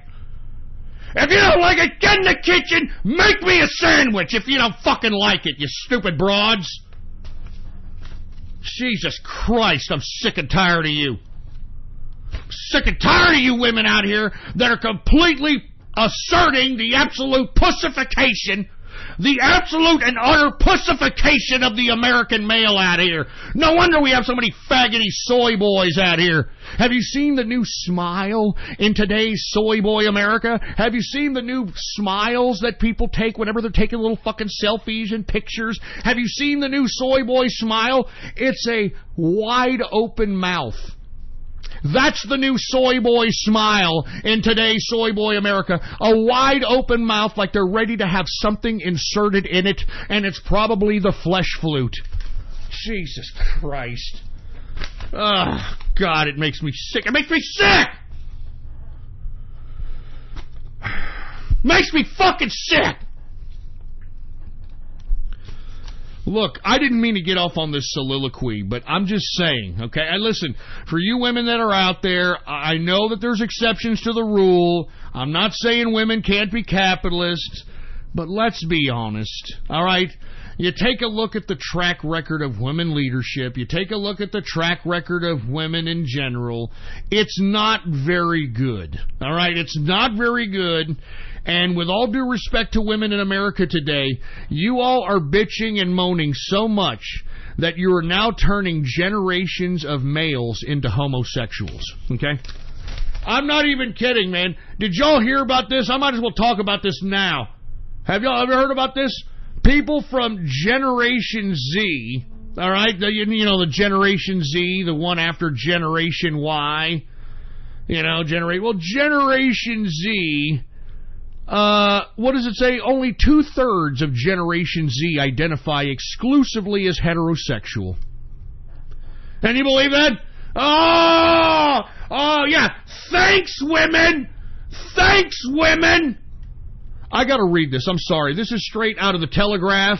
Okay, the title of the story is only 2/3 of Generation Z identify as, quote, exclusively heterosexual. This is written by Olivia Rudgard. Let me listen to this. Jesus, this is for real, folks. All right, this is what women have done to Western society, American society. This is what women have done. This is single-parent mothers, the consequence of this. You can take a look at the archive, the old archive at blogtalkradio.com/ghost. Take a look at the 2008 and 2009 shows. I talked about this. I said this was happening, and it's happening. Let me read a little bit of this, all right? Homosexuality is no longer the taboo it once was, but figures suggest that young people are even more open to experimentation than previously thought. Oh. Only 2/3 of Generation Z. Generation D, because they like the dick.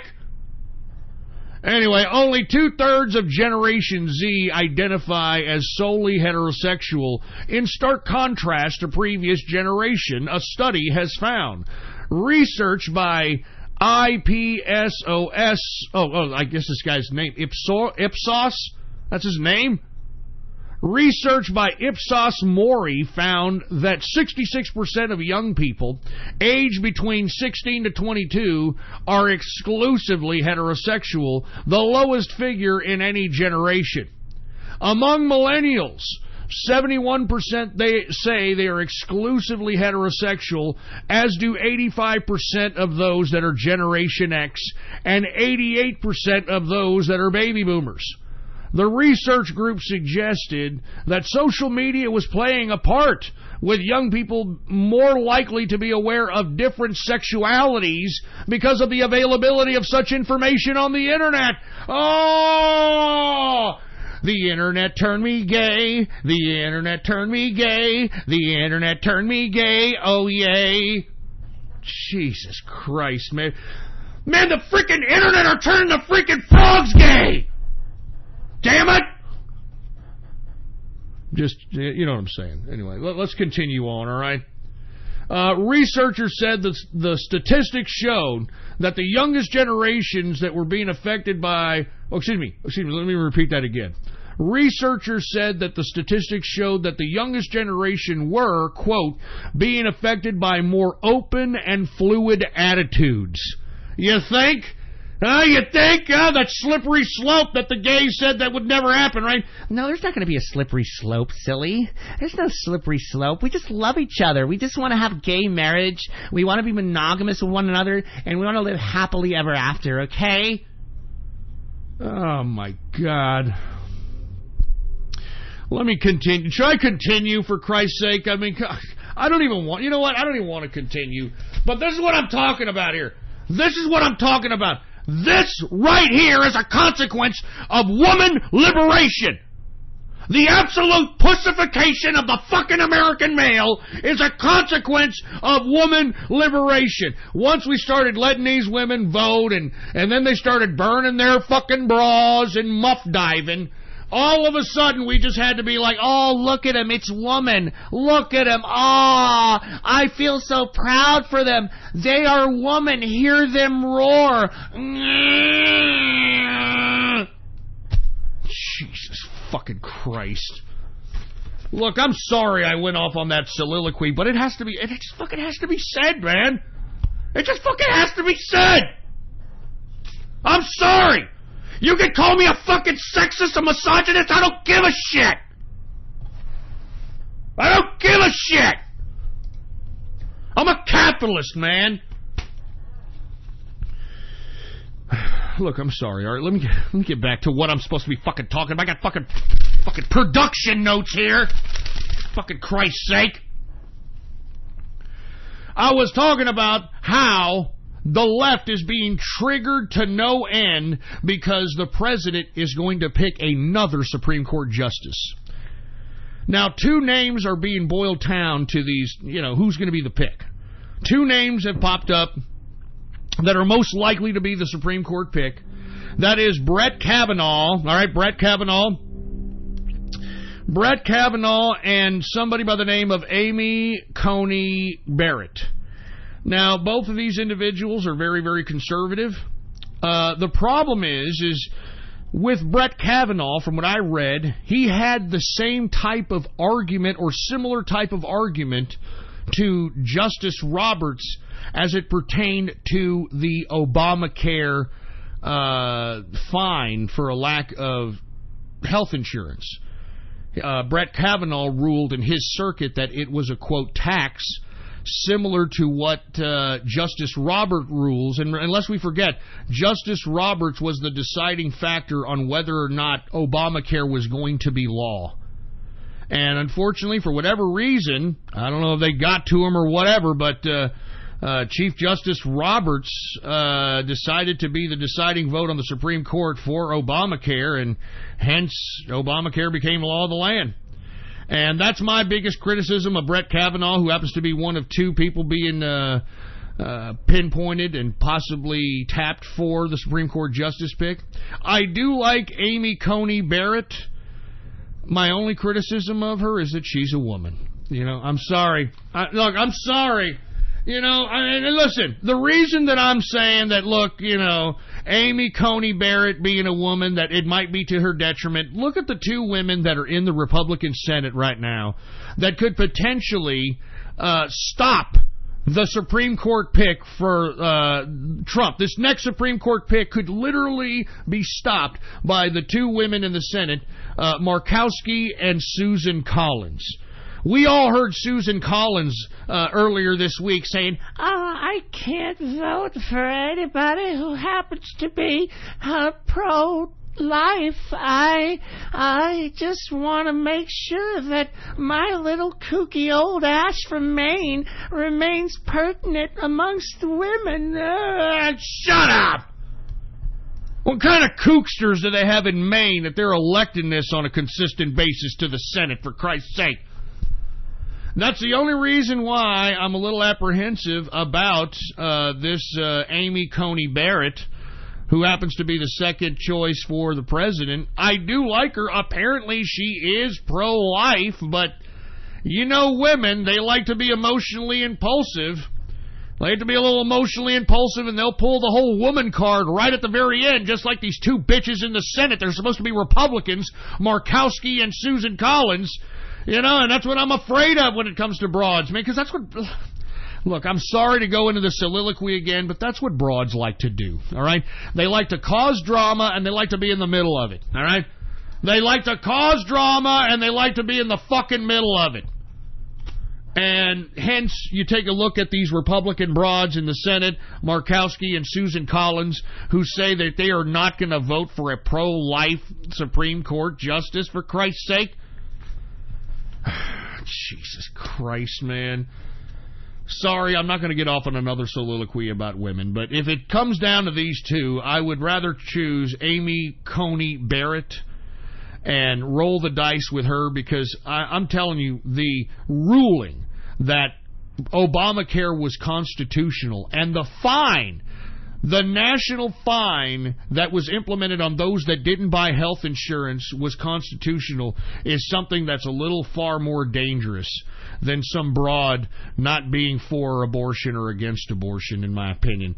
I mean, Justice Roberts, in his ruling of Obamacare being a tax, that's very dangerous, because that could basically open the door for any national tax to be implemented on people, whether it's health care, whether it's a national breathing tax because your carbon footprint, a national fat tax because we're trying to prevent health problems. I mean, that opened up a whole Pandora's box to garbage that I don't even want to go down. So as far as Brett Kavanaugh is concerned, he's lost my vote for the Supreme Court based on that. And if it comes down to these two, I'm going to have to say Amy Coney Barrett.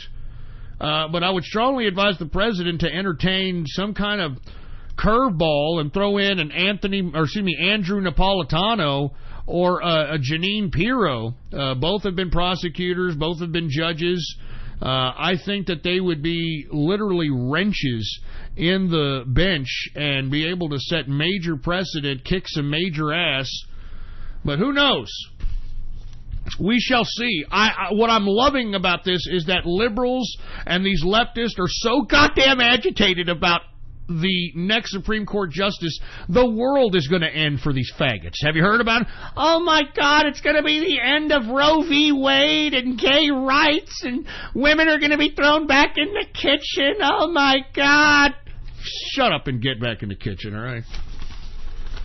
Anyway, next week, let's move on to another news. I didn't mean to get off on these soliloquies here. Next week, the president is headed to the UK, which, I mean, let me tell you something, man. I have lost all respect for the UK because, first of all, this Theresa May is probably one of the biggest jokes of leadership I have ever seen in my life, okay?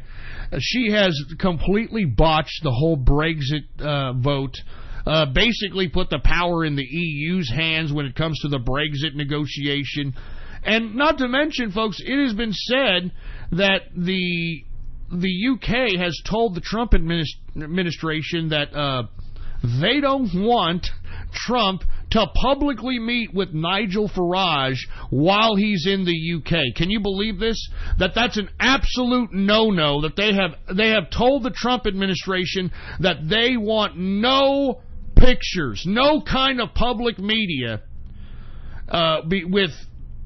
with Donald Trump and Nigel Farage in the UK. Now, that's very interesting because if that's true, we shall see if POTUS or Donald Trump is going to go out there and defy that. You know what I'm saying? And, you know, that just goes to show you how the UK is trying to be more and more totalitarian, folks. Okay? More and more totalitarian. I mean, look at the blackouts of media that they have towards these wild Yehudis that they allowed in their country, and them allowing them to just kind of marry 12-year-old girls amidst their little, Sharia law nonsense, you know? As a matter of fact, that's what Tommy Robinson was trying to expose when he was in front of that court hearing, or in front of that courthouse, trying to get some video footage of some of these Yehudis that are going to court and actually justifying, marrying and, sexualizing young children. And unfortunately, Tommy Robinson got arrested, and he was made an example of. From my understanding, he's got about, 10 months in prison for documenting that.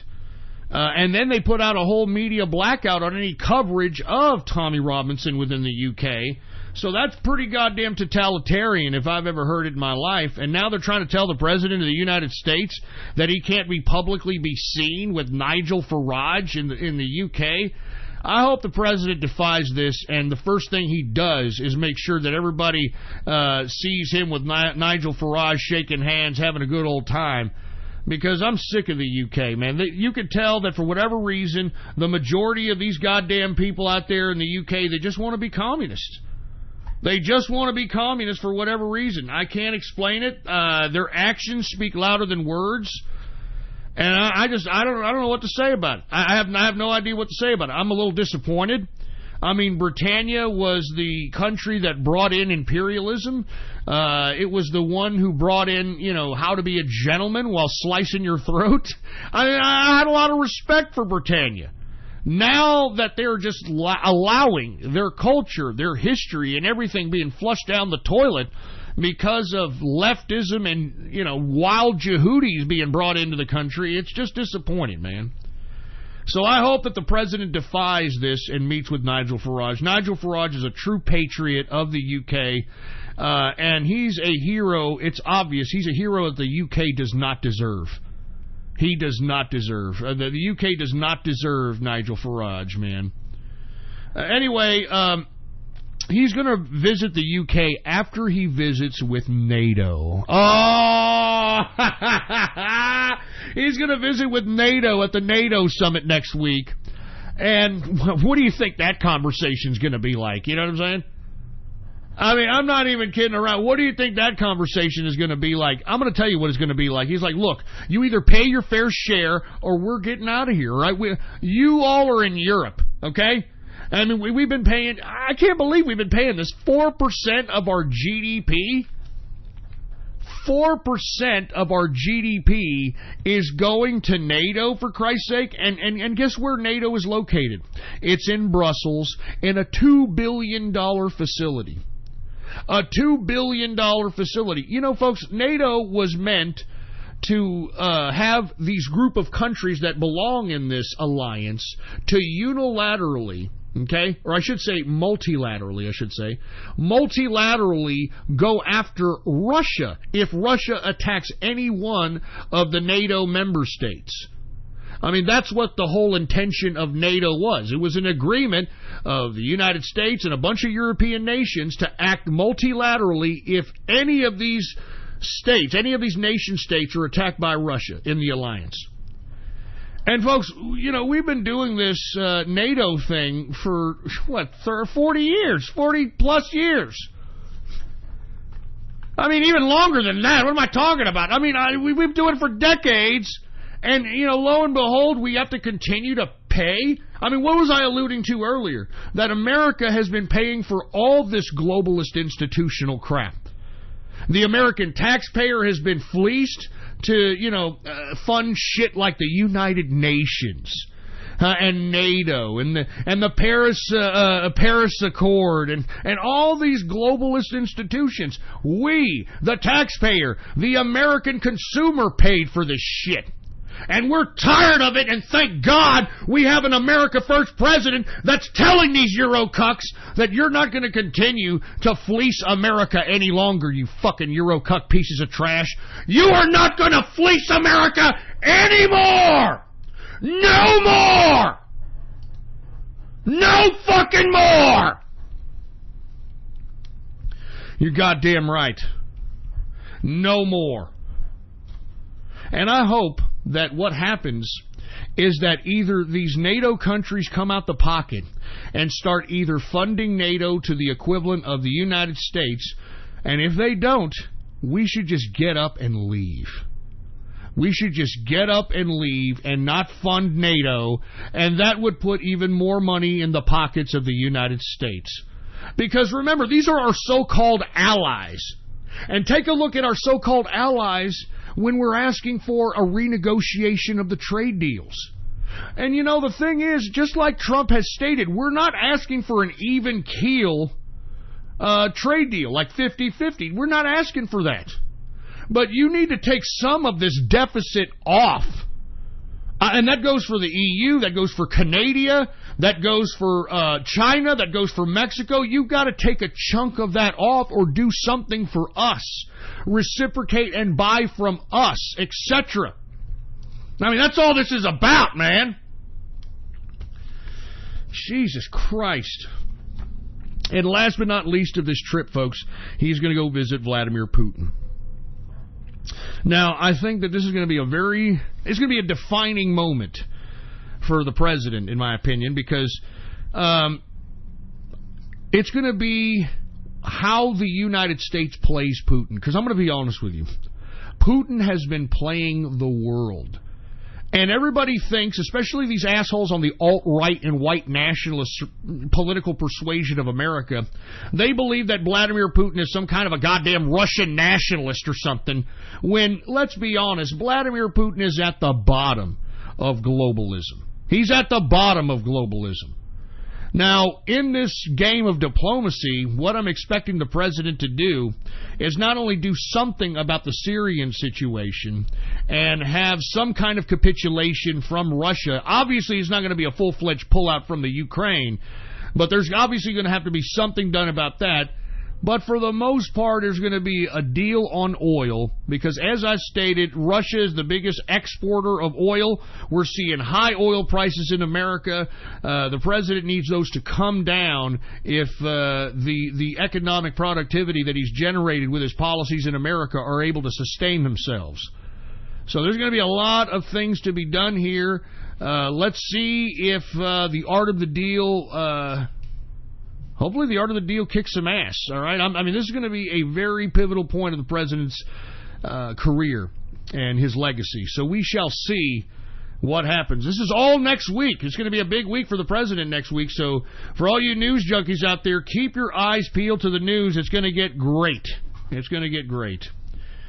Anyway, folks, we are now in the third and final hour of the True Capitalist Radio broadcast. And, of course, I am your host, the man they call Ghost. And once again, folks, I want to thank you very much for tuning in with me.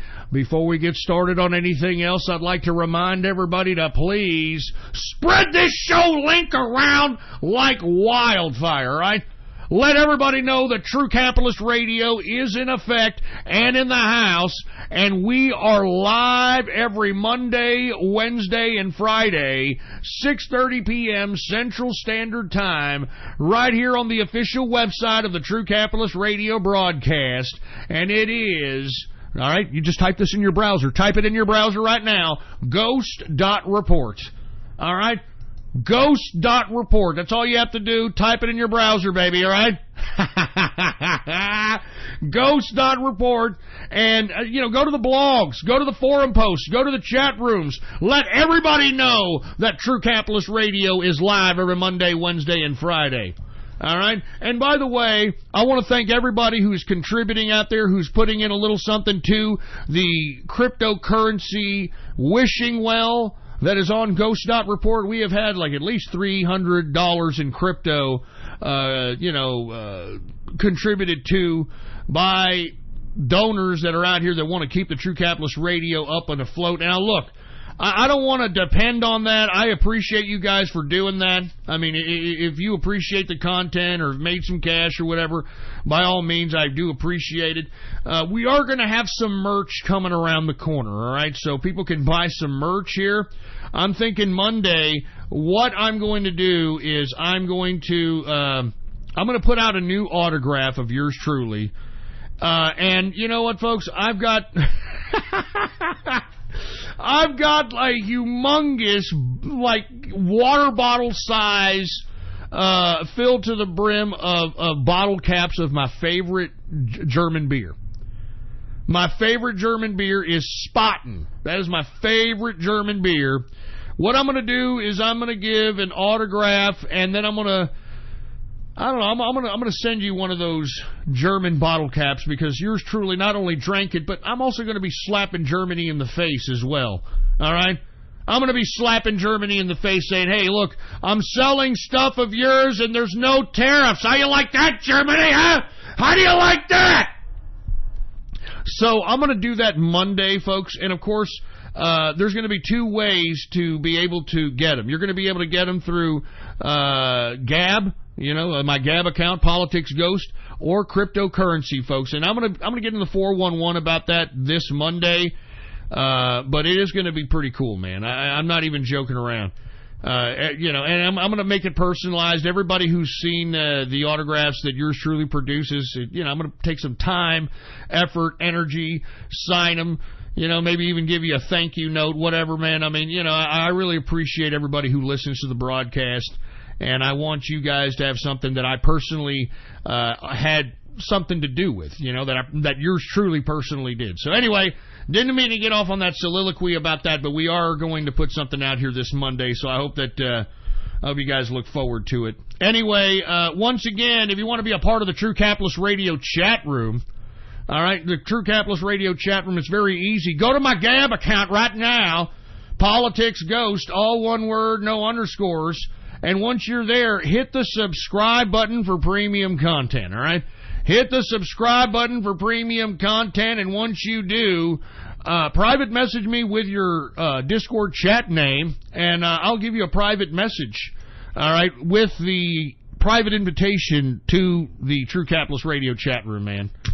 All right, I really appreciate it. Thank you guys very much. Let's continue on, folks. We were talking a little bit about the president, what he's going to do next week.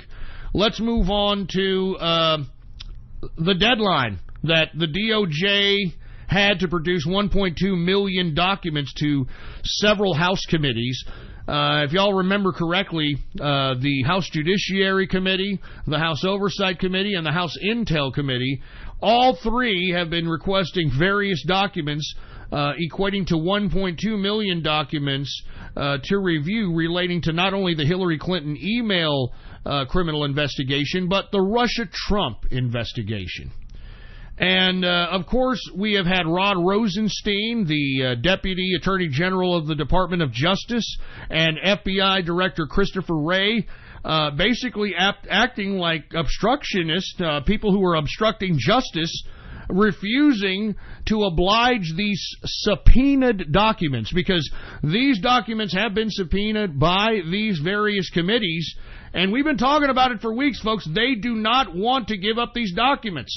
What are they hiding, Now, the Deputy Attorney General of the Department of Justice, Rod Rosenstein, has made the argument that the reason that he's not giving the documents in question is because, quote, there's still an ongoing investigation. There's still an ongoing investigation, so they can't give the documents in question, which is all a bunch of garbage, folks. All right, and don't believe the hype.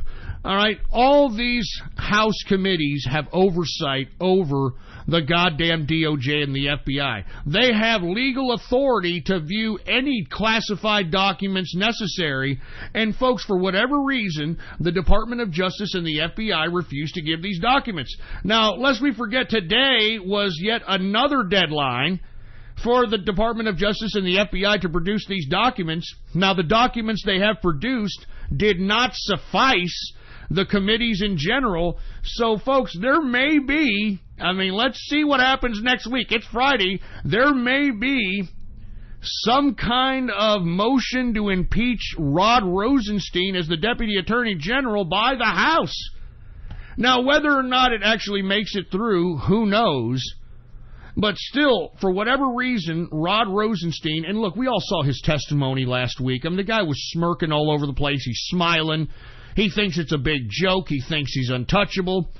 And something needs to be done. Now, something needs to be done. Now, one thing I do want to point out and emphasize, Representative Jim Jordan, probably one of the most vocal of all representatives as it pertains to this Russia-Trump investigation and the nefarious conspiracy surrounding Fusion GPS, Russia-Trump dossier, etc. He's been one of the most vocal on, I think he's on 2 of these committees, if I'm not mistaken, and has hounded last week, hounded Rod Rosenstein.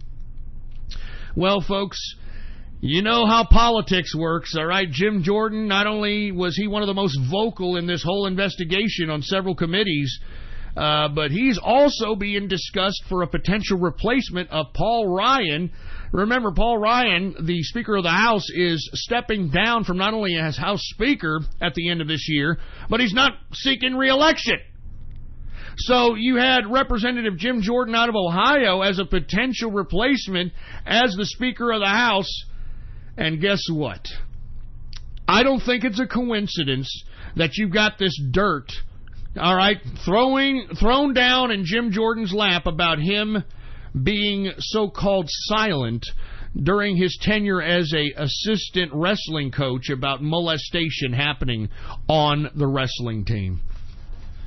Now, of course, we've got Jim Jordan's denial that he didn't know anything was going on, and had he known anything was going on, he would have certainly done things to stop it. But, you know, I think that the timing of this is damn near political. It's a political hit piece. I mean, because Jim Jordan was one of the vocal House of Representatives hounding each and every one of these people that have been subpoenaed to testify. And he's the one that's made the connections. He's the one that's been out there in the media. He's the one that's being talked about as a replacement for Speaker of the House Ryan. I can guarantee you, whether these accusations are true or not true, it has ruined his chances to be House Speaker. But remember, he was the one hounding Rosenstein, and he was the one hounding Christopher Wray, and I mean, you know, this is what happens. And lest we forget that Jim Jordan, last week when he was questioning Rod Rosenstein, the Deputy Attorney General of the Department of Justice, he asked a very specific question. He asked Rod Rosenstein if the Department of Justice were wiretapping and surveying, or had under surveillance, members of Congress and their staff. And the Department of Justice, Rod Rosenstein said not to his knowledge, etc., and somewhat subtly tried to deny it. But, of course, Jim Jordan hounded on this and suggested that, no, you have our people under surveillance, you have our interns under surveillance, you have our staffs under surveillance. So, folks, this is how dangerous this is getting. Because it sure as hell sounds like Jim Jordan, and it's not only Jim Jordan that asserted that the DOJ has them under surveillance. Gohmert, Representative Gohmert out of Texas, has alluded to this as well. So we have rogue elements that are obviously have been busted as nefarious, corrupt, at the very minimum, now having the ability to have under surveillance our House of Representatives that are supposed to have oversight over their Department of Justice and FBI. Folks, this is getting very scary. Jim Jordan last week asked about whether or not he and House of Representatives are being surveyed by the FBI, by the Department of Justice, and this week, this story about Jim Jordan being silent about sexual abuse on a wrestling team during the time that he was a assistant coach at this wrestling school, the School for Wrestling, whatever the hell it was. I mean, come on, man. I mean, you know that this was a political hit piece, man. This is how dangerous this game is getting. And if you want my opinion, that's why you have a lot of House Republicans and a lot of Senate Republicans not seeking re-election in 2018. You don't think their hands are dirty? You don't think that they just want to go and leave and pretend that their little House or Senate tenure never happened, for Christ's sake? These people's, all their hands are dirty. It's the fucking D.C. swamp, for Christ's sake! It's the D.C. swamp! So anyway, folks, it's going to be very interesting what is going to culminate. But it doesn't matter what side of the political persuasion you're on, what the Department of Justice and the FBI have done and are doing is despicable. And, you know, you have the Democrats talking about break up ICE, eliminate ICE. You want to know why they're focusing in on ICE, folks? Because they don't want the true crimes that the Democrats, are culprits in conjunction with the Department of Justice and the FBI. I mean, lest we forget, folks, Devin Nunes, who is the chairman of the House Intelligence Committee, he wants many people to testify in front of his committee. I don't know if you've seen his subpoenas, but he has subpoenaed 19 FBI agents and 16 different other affiliates to this particular Russia-Trump dossier. He's talking about subpoenaing people from the State Department during Barack Obama's tenure. According to Devin Nunes, the Russia-Trump dossier went actually through the State Department.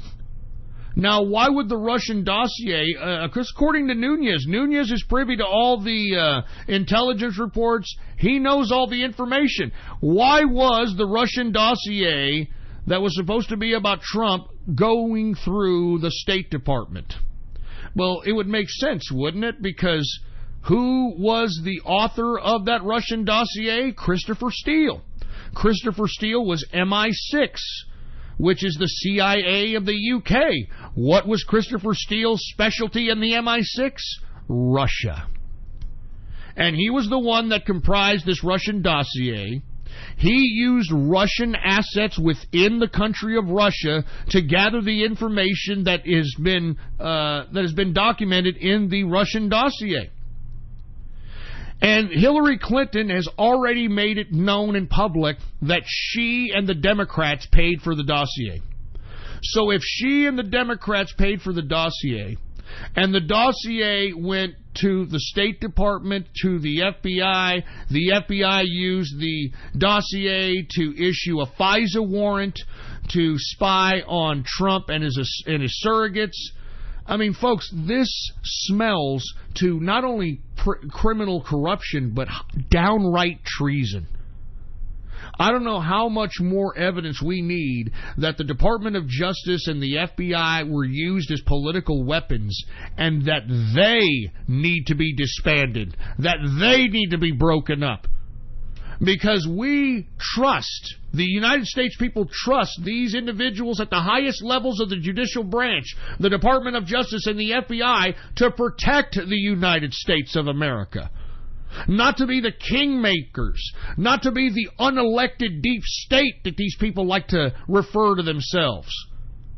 And that trust has been broken, folks. We can't continue to believe that the Department of Justice and the FBI have America's interest at hand, given the track record through all the information that's coming out day by day from these people. That's why you have the Democrats saying, oh, abolish ICE, break up ICE, because they're trying to deviate from the attention of their complicity with the DOJ and the FBI. That's what this all comes down to. The Democrats have their dirty fingers on all this nonsense, and when the truth comes out, we're going to find out that these Democrats politically weaponized institutions of government, jeopardizing our very government itself. Good God! And by the way, before I move on to another subject, Rod Rosenstein's main advisor at the Department of Justice, a guy by the name of Scott Schools, he's stepping down, for Christ's sake. He's out of here. Are you kidding me? He's like, look, Rod, I'm out of here. I don't want none of this crap. Scott Schools, all right? He's out of there. He's Rod Rosenstein's main advisor. He's like, look, I don't want none of this, all right? I'm getting the hell out of here, Rod. I'm sorry. I'm going to go in the private sector, all right, where nobody gives a shit. I'm out of here. So I'm telling you, man, Rod Rosenstein, as much as he thinks he's above the law, he is as crooked as hell. And yeah, oh, by the way, supposedly we're going to hear some testimony from Peter Strzok next week. I believe it's in front of the House Judiciary Committee. Maybe the House Intelligence Committee. I forgot which committee it is. But Peter Strzok, the infamous, super FBI agent that was going to save the country from Trump. That's what he told his main squeeze, Lisa Page, on a text message, that he was going to save the country from Trump. Well, this asshole's supposed to be testifying in front of one of these committees next week, and I'm going to tell you right now, he ain't going to say shit. He's not going to say nothing. He's going to plead the fifth. He's not going to answer questions. It's just pure political theater, and he should be forced to answer. I mean, this guy committed treason by trying to supersede and usurp the people's vote. And these are unelected bureaucrats, folks. I want you all to remember, these are unelected bureaucrats that thought in their brazen, pompous, egotistical mindset that they thought that they could usurp the presidency, that they can remove a duly elected president from office. That's how fucking warped these people are. Good God, man. Anyway, speaking of warped, let's talk a little bit about Robert Mueller, since we're talking about corrupt, political weaponized vehicles. Robert Mueller's special counsel adds more prosecutors to its special counsel. Now, where are they getting these more prosecutors that Robert Mueller's adding to his special counsel? From the Department of Justice. You're adding more prosecutors from the Department of Justice, Mueller? Why? Why? Is it because that, Trump and the administration released that it was you that prevented 9/11 families from suing the Saudi Arabians and their complicity in 9/11? Huh? Is that it, Mueller? Is that it now? Now new questions are raised about your role in the 9/11 2001 cover-up. This came out a couple of days ago, folks. Robert Mueller was behind preventing the 9/11 families from suing Saudi Arabia. He was protecting Saudi Arabia. Not only that, he told investigations in California and elsewhere investigating ties between Saudi Arabia and the 9/11 attacks. He told California FBI agents to stand down in those investigations. He is a complete cover man, folks. That's what I've been saying for the longest time. Isn't that what I've been saying about Robert Mueller? I even wrote about it on Ghost.Report. He has been a cover guy ever since he was brought into the FBI. All right? He is a soulless, disgusting piece of trash, and I'm sick of everybody calling Robert Mueller some kind of a sacred cow of the American bureaucracy. This guy is a cover man. He's a disgusting disgrace of the deep state, and he himself needs to be investigated as far as I'm concerned. I mean, I have on Ghost.Report, scroll down, you'll find that Robert Mueller article. I have an article in which he admits it was his incompetence that made 9/11 happen. This was out of an interview on CBS in 2002.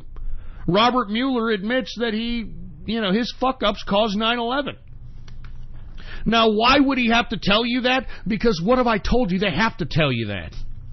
So this way karma or, bad juju doesn't come back around to them. But that's a whole other different topic, whole other different story. But that's why, if you want my opinion, Robert Mueller wants to add more prosecutors to his special counsel from the Department of Justice. Folks, Robert Mueller already has 17 different prosecutors on this Russia-Trump investigation. Can you believe this? 17 different prosecutors on this Russia-Trump investigation, and he's adding more from the Department of Justice? Are you kidding me? What are you trying to do, Mueller? Are you trying to corrupt the prosecutors at the Department of Justice? Are you trying to make some kind of secret cabal? You're a criminal, corrupt asshole, and how you go to sleep at night and wake up healthy is beyond me.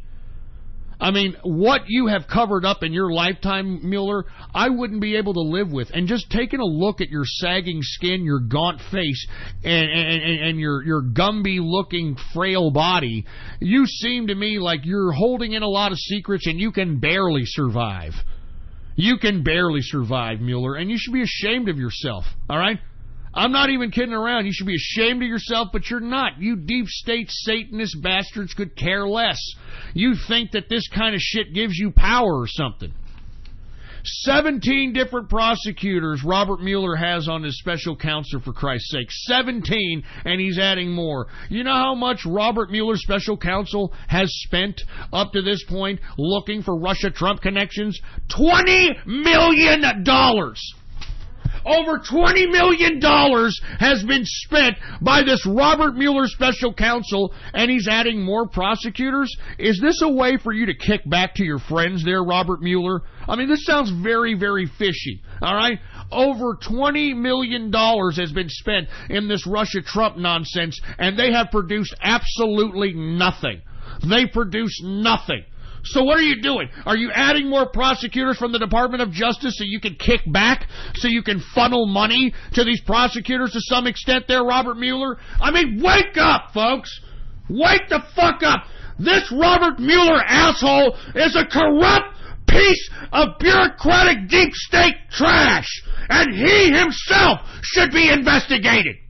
Robert Mueller himself should be investigated. And let me tell you, if we crawled up his fucking ass with a microscope like he's doing to Trump, we'd find a lot of bad demons in that dude's ass crack. We'd find a lot of bad demons in that ass crack. I'll tell you that right goddamn now. And that's why I'm calling for Robert Mueller. He should be fucking investigated. He should be investigated. I mean, all these facts that are coming out, folks, from the House Intel Committee, the Inspector General report, all the facts that are coming out that links the Robert Mueller special counsel to all these actors in this conspiracy in an attempt to remove Trump from president. How is this goddamn Robert Mueller special counsel able to continue? I mean, with all its links to all these people a part of this grand conspiracy, how is this able to continue legal? I'm serious. I mean, this is a corrupt, politically weaponized council. It needs to be stopped. It needs to be stopped, and Robert Mueller himself needs to be investigated, for Christ's sake, man! How come nobody else is calling for this shit? I mean, what Robert Mueller is doing, he's wiping his ass with the Constitution, with this fucking witch hunt. He's wiping his ass with the Constitution, when he himself is a corrupt fucking criminal. He's a corrupt criminal. Let's investigate what Robert Mueller did during 9/11/2001 and what he covered up. Let's investigate what he covered up. Huh? Son of a bitch. That's why yesterday, during the rally that Donald Trump he had a rally in Great Falls, Montana. Everybody in Great Falls started chanting, "Lock her up! Lock her up!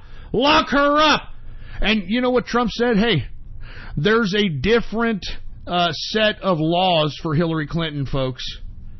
And he emphasized in that same speech, he said, I even told you before the election, this thing is rigged. It's a rigged system. How much more evidence do you have to have thrown in your face to show you that this Washington, D.C. swamp is a rigged system? How do we unrig it? We all have to be politically aware. We all have to be knowledgeable about what the fuck's going on. Because remember, these assholes in Washington, D.C., they are creating laws that are supposed to control us. They're supposed to be leading us, for Christ's sake. I'm telling you, folks, that's why I turned this fucking show serious, man. We have to be serious. If no one is serious, the left is going to usurp this country again, and the next time they usurp it, folks, they are never letting go. They'll cause martial law type of environment so that they can never let go of power. They'll cause civil unrest so that they never let go of power. Do you understand? I mean, look at what the Democrats are doing now!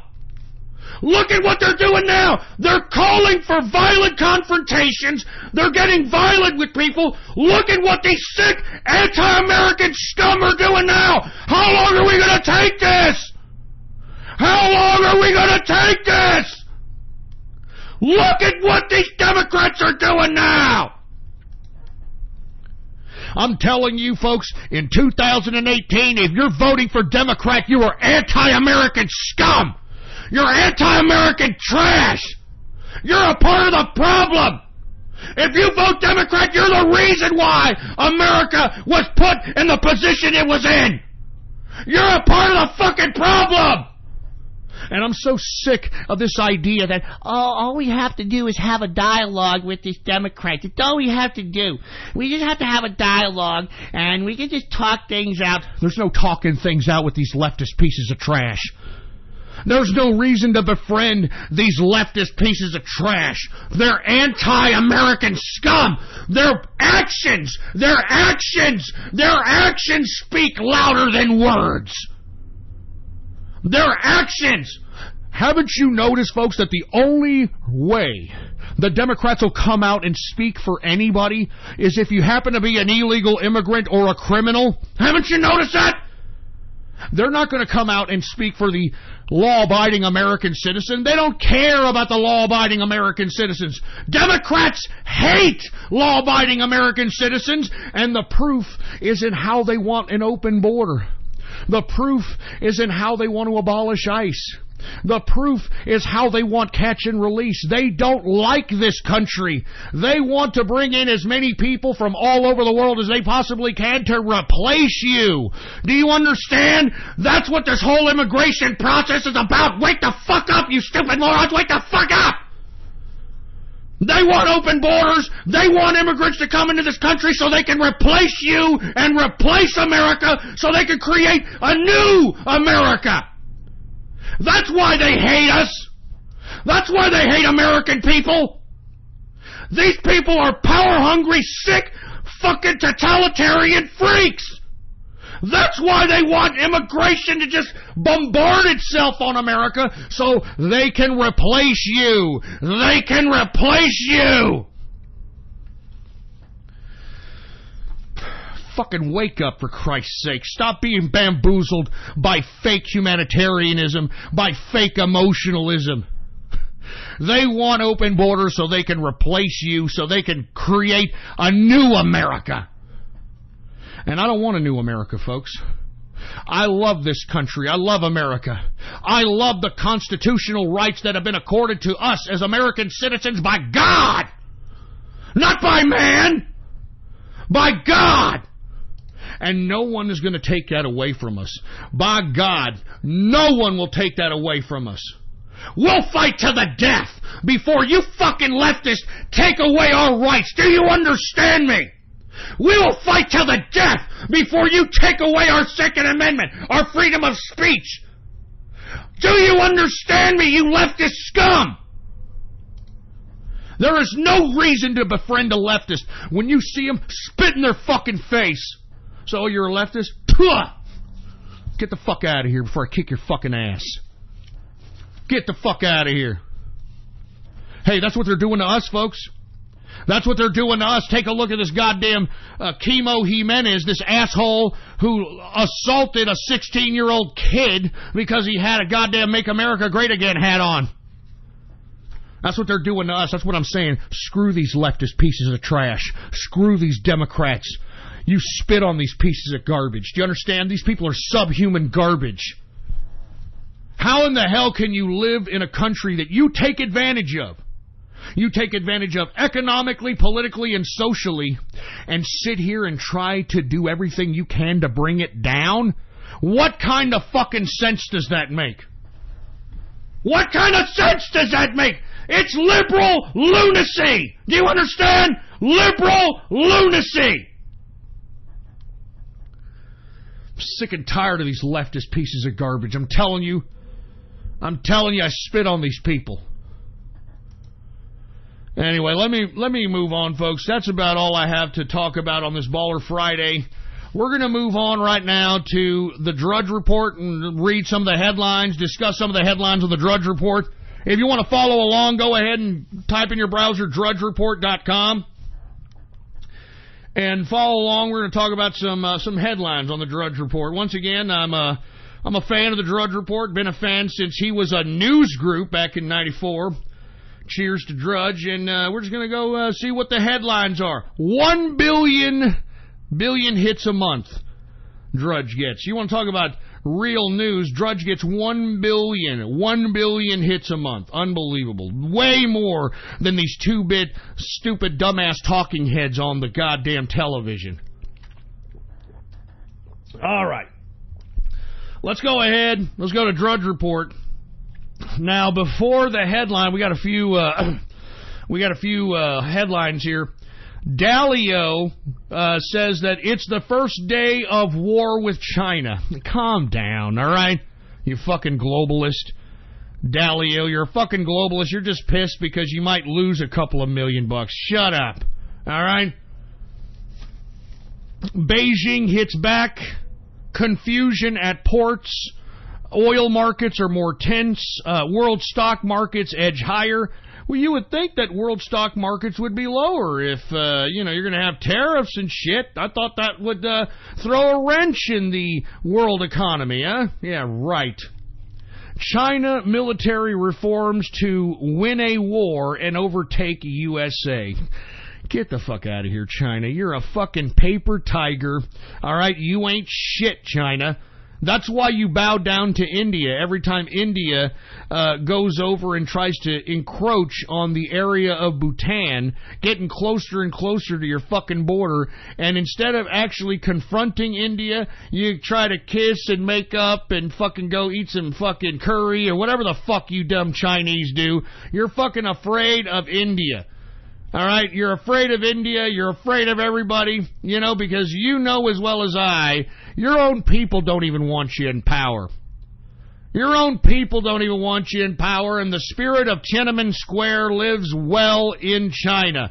And they would love to see the complete and utter destruction of the Chinese government, you stupid, dumb idiots. Oh, we're going to win the war. We're going to take over USA. Shut up, China. Are you kidding me? I mean, once you started to make a move at us, every Asian culture, because let's be honest, every Asian culture in Asia hates China. All right, the Vietnamese hate China. The Cambodians hate China. The Japanese hate China. Everybody hates China. I mean, they would be an open season on China, and they know it. So sit there and shut up and stop fucking saber-rattling China and take the goddamn chopsticks out of your ass before you get splinters, all right, boy? Anyway, who else do we got here? Oh, yeah, Mark Zuckerberg just overtook Warren Buffett as the third richest dude in the world. No, that's headline on Drudge. Who cares? All right? Zuckerberg for prison. All right, Zuckerberg for prison for mishandling hundreds of millions of people's information. All right, Zuckerberg for prison, you fucking faggot. I hate Mark Zuckerberg. Anyway, let me move on. All right, that was the headline. Let's take a look at some headlines. There's more headlines on drudgereport.com. Drudgereport.com. Let me go ahead and take a look. We got Hawaii banning most sunscreens. Wait a minute. Wait, hold on. Haven't they been bitching at us for the past 2 decades that, well, you gotta have sunscreen, you're gonna get fucking skin cancer, and, you're gonna fucking die, and, skin cancer, and you gotta have sunscreen, and meh. I mean, are you kidding me, for Christ's sake? Here we have Hawaii becomes first state to ban sunscreens deemed harmful to coral reefs. So I guess the sunscreens are they're damaging the coral reefs, for Christ's sake? Hawaii became the first state to ban certain sunscreens as a measure to protect the state's essential coral reefs.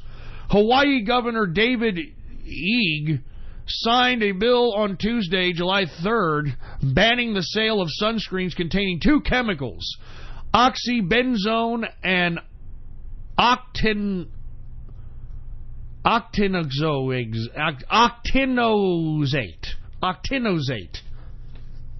Excuse me if I mispronounce these stupid, dumb fucking chemicals. Believed to harm the coral reefs and other marine ecosystems.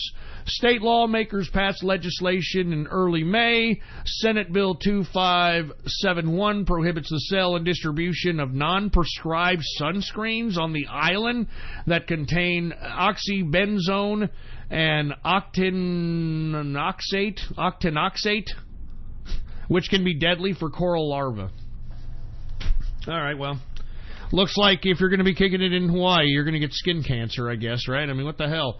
I mean, you're damned if you do and you're damned if you don't. Y'all remember, right? For the past fucking 2 decades, they have been shoving down our throats that we can't even walk outside to the car without putting fucking sunscreen on. And now they're telling us that sunscreen is bad for the fucking environment.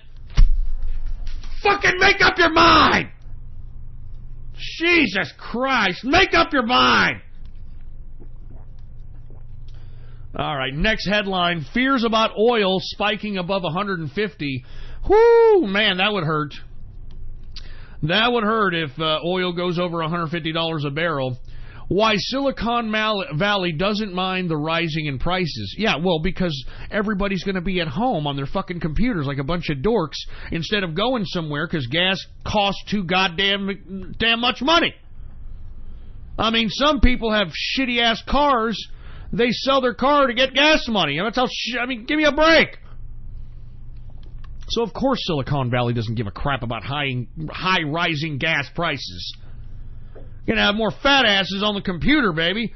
All right, more advertisements in the faces of neckbeards and shit. Anyway, let's continue going.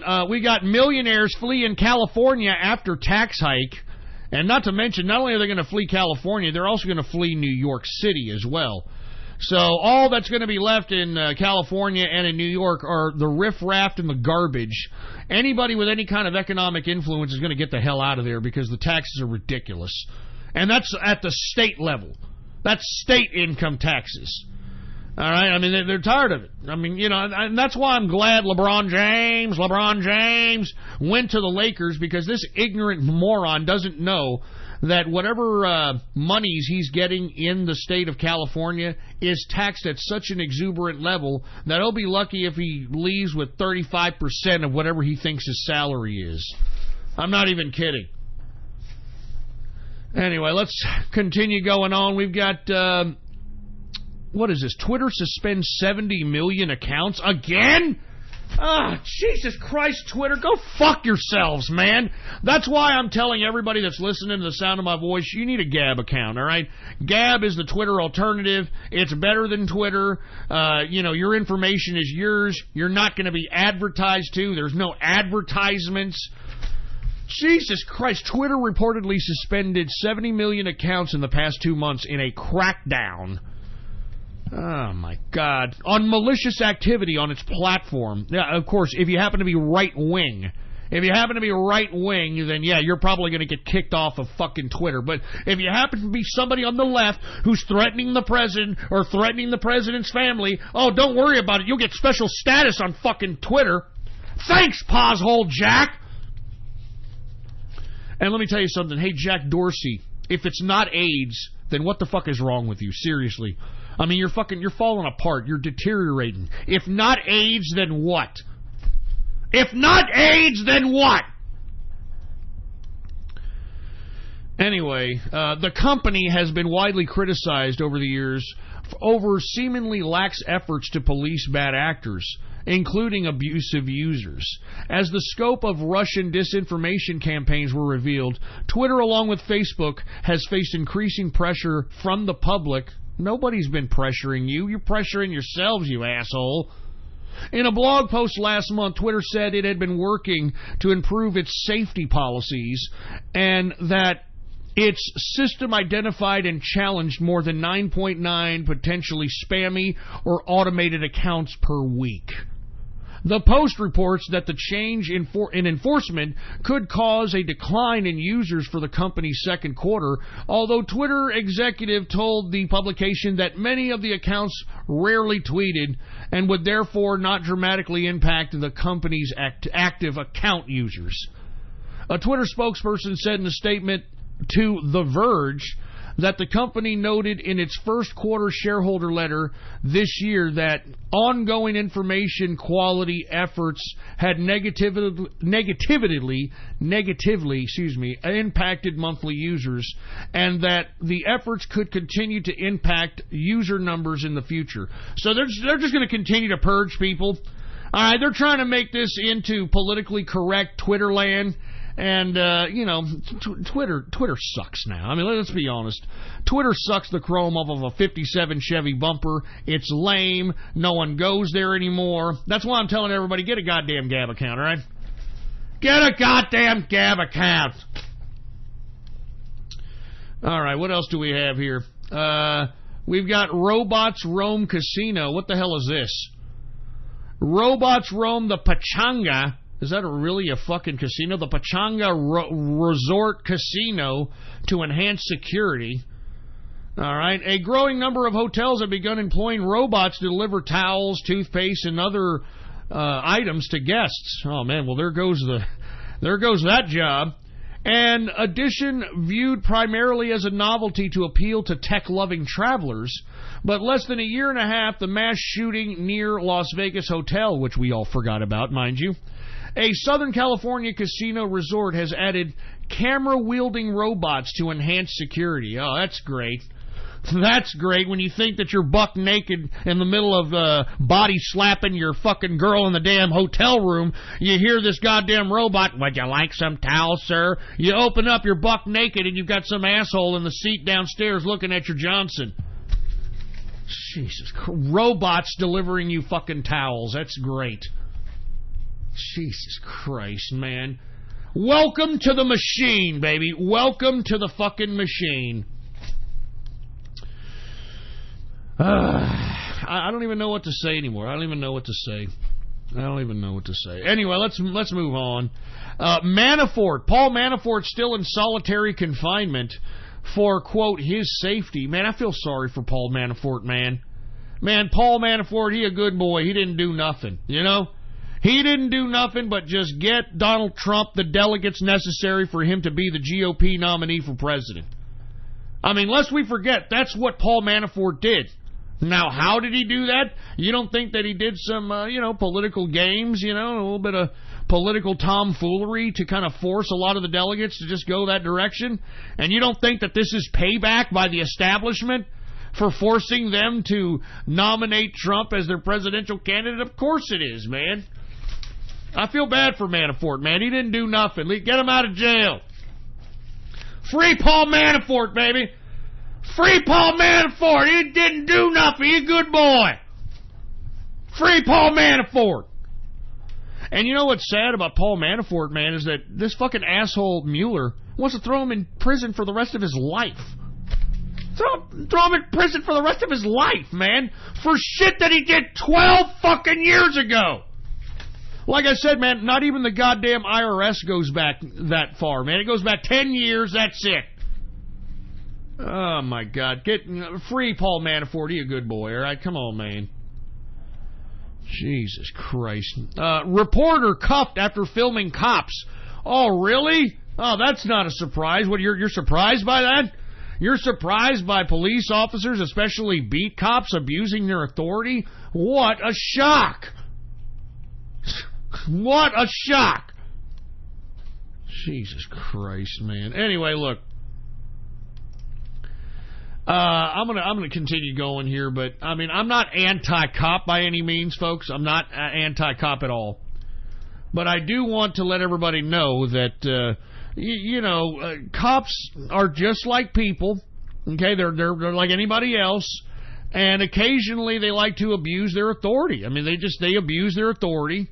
And you just got to be on the lookout for that. You got to protect yourself against that, especially as a law-abiding citizen. I mean, what I have found from my experiences, folks, is that once a police officer finds out that you have no criminal record, it's as if it's an incentive for them to try to get you into the system, to try to find something on you so that they can take you to jail. It's almost as if they get off on popping a goddamn law-abiding citizen's jail cherry, for a lack of a better term. I'm serious. This is what I've gathered from most police officers that I've encountered. I have no criminal record. I have never been in jail. And yet, every time I come across cops and I tell them this, they try to do everything they can to try to put me in jail, and they can't do it.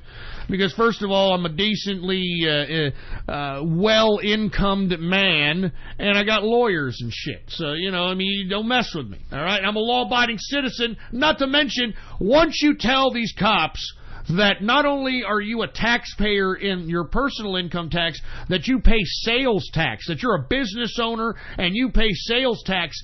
That's when cops are like, oh shit, yeah, you really are paying my salary. Because that's what pays cops' salaries, sales tax. And that's what you tell the cop. You're like, this is how you pick on somebody who pays your salary? I'm out here selling, I pay sales tax on a quarterly basis, and this is what I'm paying for so you can harass a law-abiding citizen, a businessman in the community? Are you kidding me? And then they pretty much leave you alone, but, you know. Anyway, let me move on. What else do we have here? We've got poll, immigration top issue for voters. Who the fuck did you poll? Who did you poll that immigration is a top issue? All right?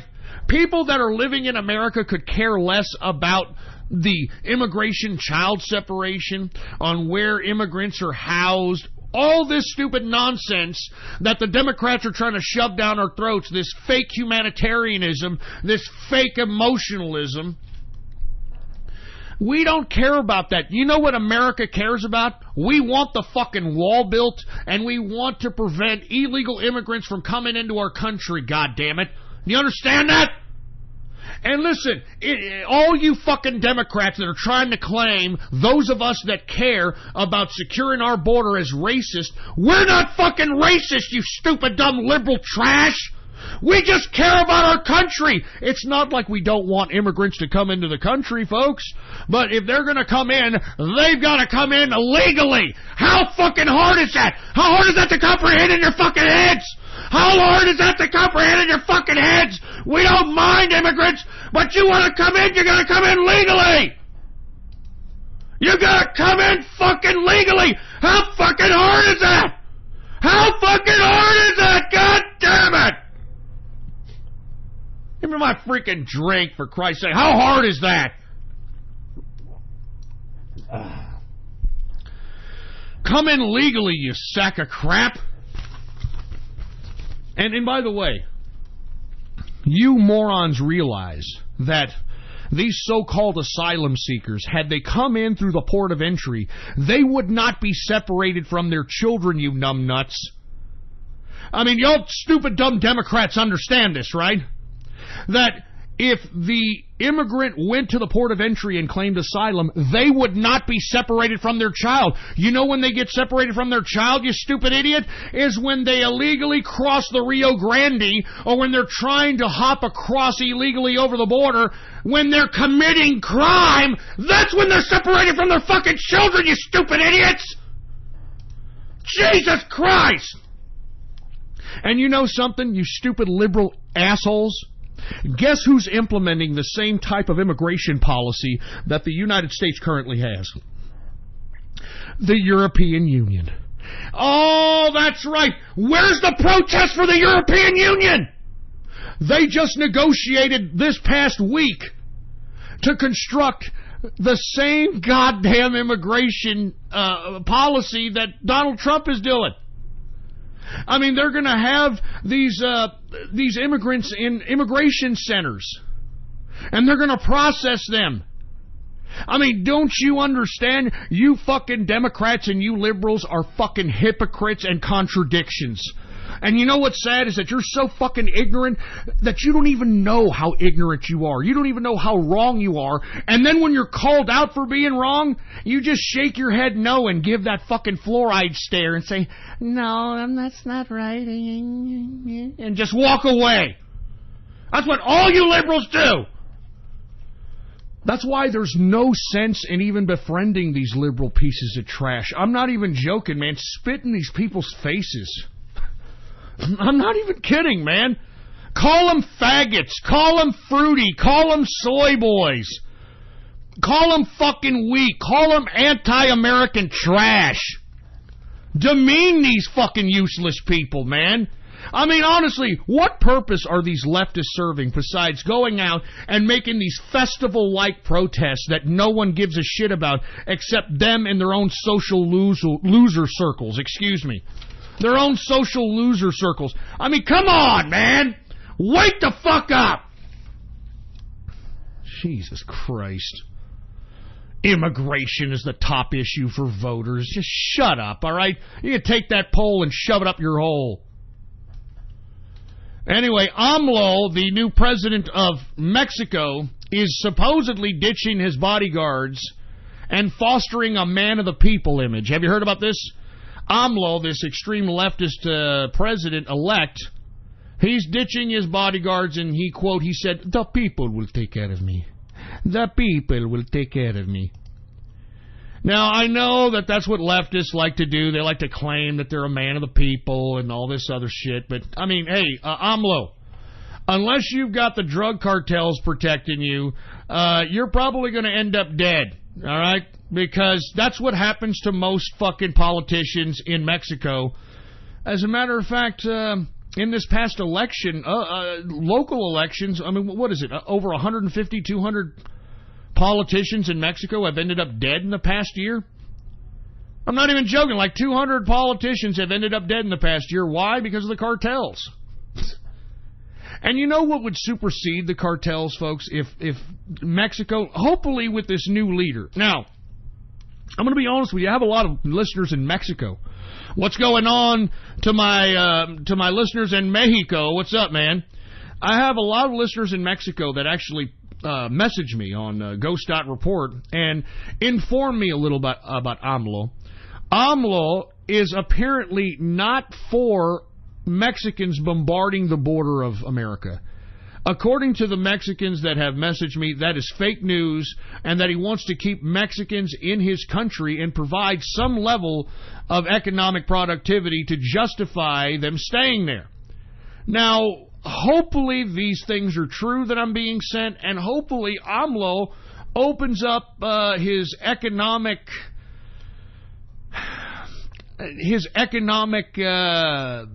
barriers, I guess for a lack of a better term, and conduct some business with the United States, because Mexico is in a very good position to be able to overtake China as the manufacturing base of the world. We could easily throw the money that we're sending to China, $600 billion on an annual trade deficit.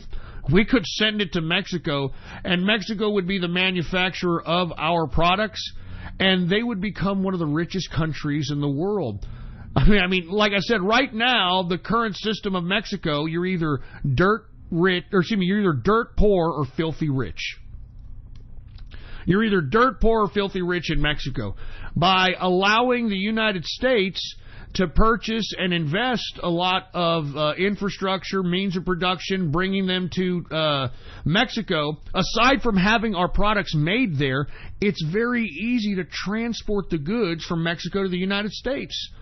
And that ease of transport offsets whatever the labor costs that China has, because the Chinese cheap slave labor, that's offset by the freight cost it costs to bring the product from China to the Pacific Coast ports of the United States. So what I'm saying to Mexico, take your goddamn head out of your machismo asses and realize that you could make your country unbelievably rich by allowing yourselves to be the manufacturing base of not only the United States, but the world. And I think AMLO, according to a lot of these people who have been messaging me on Ghost.report, he is open to this. I mean, AMLO understands that he's in a economy where you're either dirt poor or filthy rich. And if he's able to provide economic opportunities by doing a deal with Trump, it would suit him well, and it would suit his political longevity well, his safety well, etc. So I hope that AMLO is open to doing a deal with the United States, because it would make Mexico filthy rich while basically turning China into a potential technocratic third world country. Because look, folks, who else is purchasing from China the amount of goods that we are? Nobody. Nobody's giving China $600 billion in a off-balance trade deal on an annual basis. That's a lot of money lost on an annual basis, folks. They're not going to be able to come back from this, regardless of how badass these fucking Chinese think they are. They're not going to be able to come back from this. I mean, their whole goddamn house of cards of an economy is going to fall apart. And I hope that Mexico understands its position at this point in time as it pertains to, maybe usurping China's manufacturing dominance on the world. I hope so. Let's just put it that way, all right? I hope so. Anyway, let me get to another headline here on Drudge Report. European leaders worry Trump wants to fulfill promise to bring American troops home. Oh, now the Europeans are a little scared now, huh? Remember, I talked about at the beginning of the broadcast that the president is going to go and, he's going to have a European tour next week. He's going to go to the NATO summit. And what, now? They're a little scared now, huh? They're a little scared there, huh?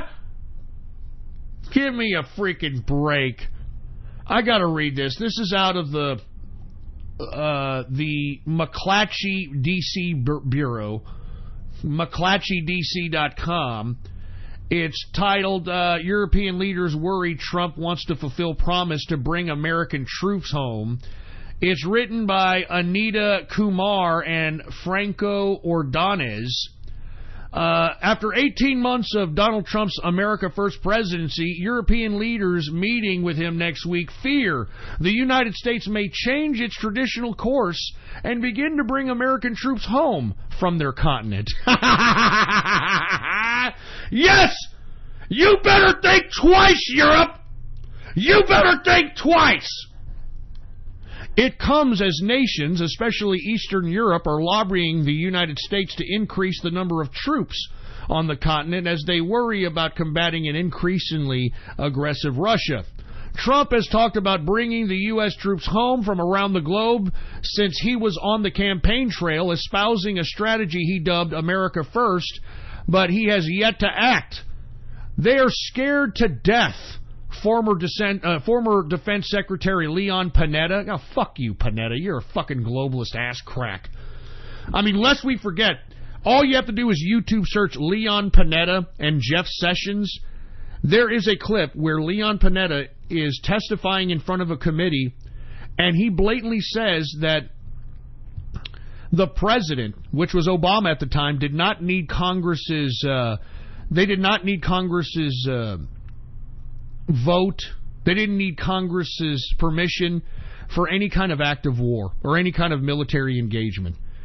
And Sessions is shocked. He said, look, it's in the Constitution that we are supposed to be the ones declaring war. And Panetta said to Sessions in that exchange that, look, we'll notify you about any military engagement, but we'll first meet with our international allies and our partners. Meaning the globalist. If y'all haven't seen that exchange, I'd strongly advise you to see it. I mean, this asshole, moron, Leon Panetta basically said that the United States Congress and the United States Constitution is meaningless and that globalists are in power and I'm not even kidding. If you don't believe me, take a look at it, all right? Anyway, they are scared to death, former Secretary of Defense Leon Panetta told McClatchy. They are worried about a very unpredictable president of the United States. They are increasingly worried he is going to do things not based on what's in the best interest, but based solely on his vision of America First. Oh, man, spoken like a true globalist, Panetta, you fucking scumbag! Spoken like a fucking true goddamn globalist, and fuck you, Panetta! Did you hear what he said? They are increasingly worried that he is going to do things not based on what's in the best interest, but based solely on his vision of, quote, America First. Yeah, your globalist is showing, fucking Panetta, you piece of crap. Give me a fucking break. Look, I'm tired of this. You know what, European leaders? You should be worried. You should be worried that we're going to pull out of our fucking troops and not defend you, for Christ's sake. Because then, instead of you damn European countries spending on all these fucking social programs, you'll have to allocate some of those funds that you're using for social programs for your own fucking defense. That's why you fucking European Eurocucks have been able to implement socialism like a bunch of bourgeoisie socialist scumbags. Because we are defending Europe. The Americans, America is defending Europe, and you scumbags don't have to pay shit for defense. You don't have to pay shit for defense. And because we're flipping the tab, America's flipping the tab, and we're protecting Europe, Europe can be this bourgeoisie socialist fucking epicenter that every one of these liberal scumbags in America point to, you know. Talk to a liberal scumbag and say, what do you want America to be? What do you want America to be, you Democrat liberal scumbag? What do you want America to be? And you know what they'll tell you? I want us to be like Europe. I want us to be like Europe. Fucking morons. The only reason Europe can spend so much on social programs is because we, the United States, is defending these Eurocucks. The United States, us, we're defending these Eurocucks. That's why they can spend so much on fucking social programs. Let's see them continue to fucking spend on social programs when they gotta defend themselves, when they gotta spend on defense. They're not gonna be able to do it. That's why the Eurocucks are scared shitless. And they better be scared shitless. You better stop being a bunch of pompous Eurocucks and realize America has the winning cards at this fucking table. Do you understand that? Eurocucks, Canada, China, Mexico, America has the winning cards at this fucking table, and you better understand it. If you don't, then you, your country, your people are gonna economically suffer because of your fucking egotistical fucking shit. And what is America going to do? We're going to keep our money and we're going to keep it right here in this fucking country called America.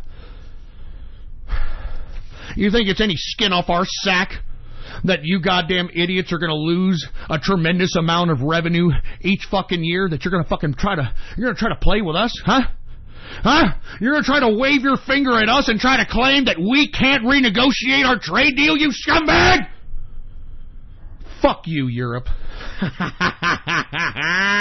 You understand? America is not the stupid country anymore. Do you hear me? Do you hear me, world? Do you hear me, world? America is not the stupid country anymore, you fuckers. We are politically and economically awake. Do you hear me? Do you hear me? We are politically and economically awake, and there's nothing that's going to stop us. Nothing. No globalism, no Eurocuckery, no Chinese, no Canadian bacon maple leaf, Mexican burrito eating up the ass having shit. Nothing. Nothing is going to stop us. Nothing. America's politically aware, we're socially aware, and we're economically aware. Nothing can stop us. By God, I'm so proud to be an American. I'm so proud that we have put the fucking world on notice. You are not going to fleece the American tax system. You're not going to scam the American consumer. No more. No fucking more. The capitalists have taken over this country, you scumbags. The capitalist revolution has taken over this country. And the proof is in the economic prosperity that has prospered, that has fostered itself in the past year and a half. That's it, the past year and a half. This is a capitalist revolution, scumbags. And there's nothing that's going to stop us. Nothing. Nothing's going to stop us. We've taken control of state power, and we are using state power how we see fit, and nothing is going to fucking stop us. Nothing's going to fucking stop the capitalists. Nothing. Nothing. It's capitalism or death. It's capitalism to the soul, to the bullet hole. You can't stop us. Nothing can stop us. The globalists can't stop us. The world can't stop us. Nothing can fucking stop us. Do you understand me? Nothing can stop us. Nothing. Nothing. By God, I'm so fucking proud to be an American. And I'm telling you right now, we're politically aware. I'm going to keep saying it. I'm going to keep saying it. I'm going to keep saying it. We're politically and economically aware, and we're never going back to fucking sleep. We're never going back to sleep. Take a whiff, boy. Take a fucking whiff. It's a capitalist revolution. Can you feel it? Can you smell it? Can you see it? It's a capitalist revolution! It's a capitalist revolution, you fuckers! I could feel it. I could feel it. It's energizing me. It's motivating me. That's why I'm doing this broadcast, and I'm not getting fucking paid for it, but I don't care. I'm dedicated to a higher purpose. I'm dedicated to capitalism. I'm dedicated to freedom.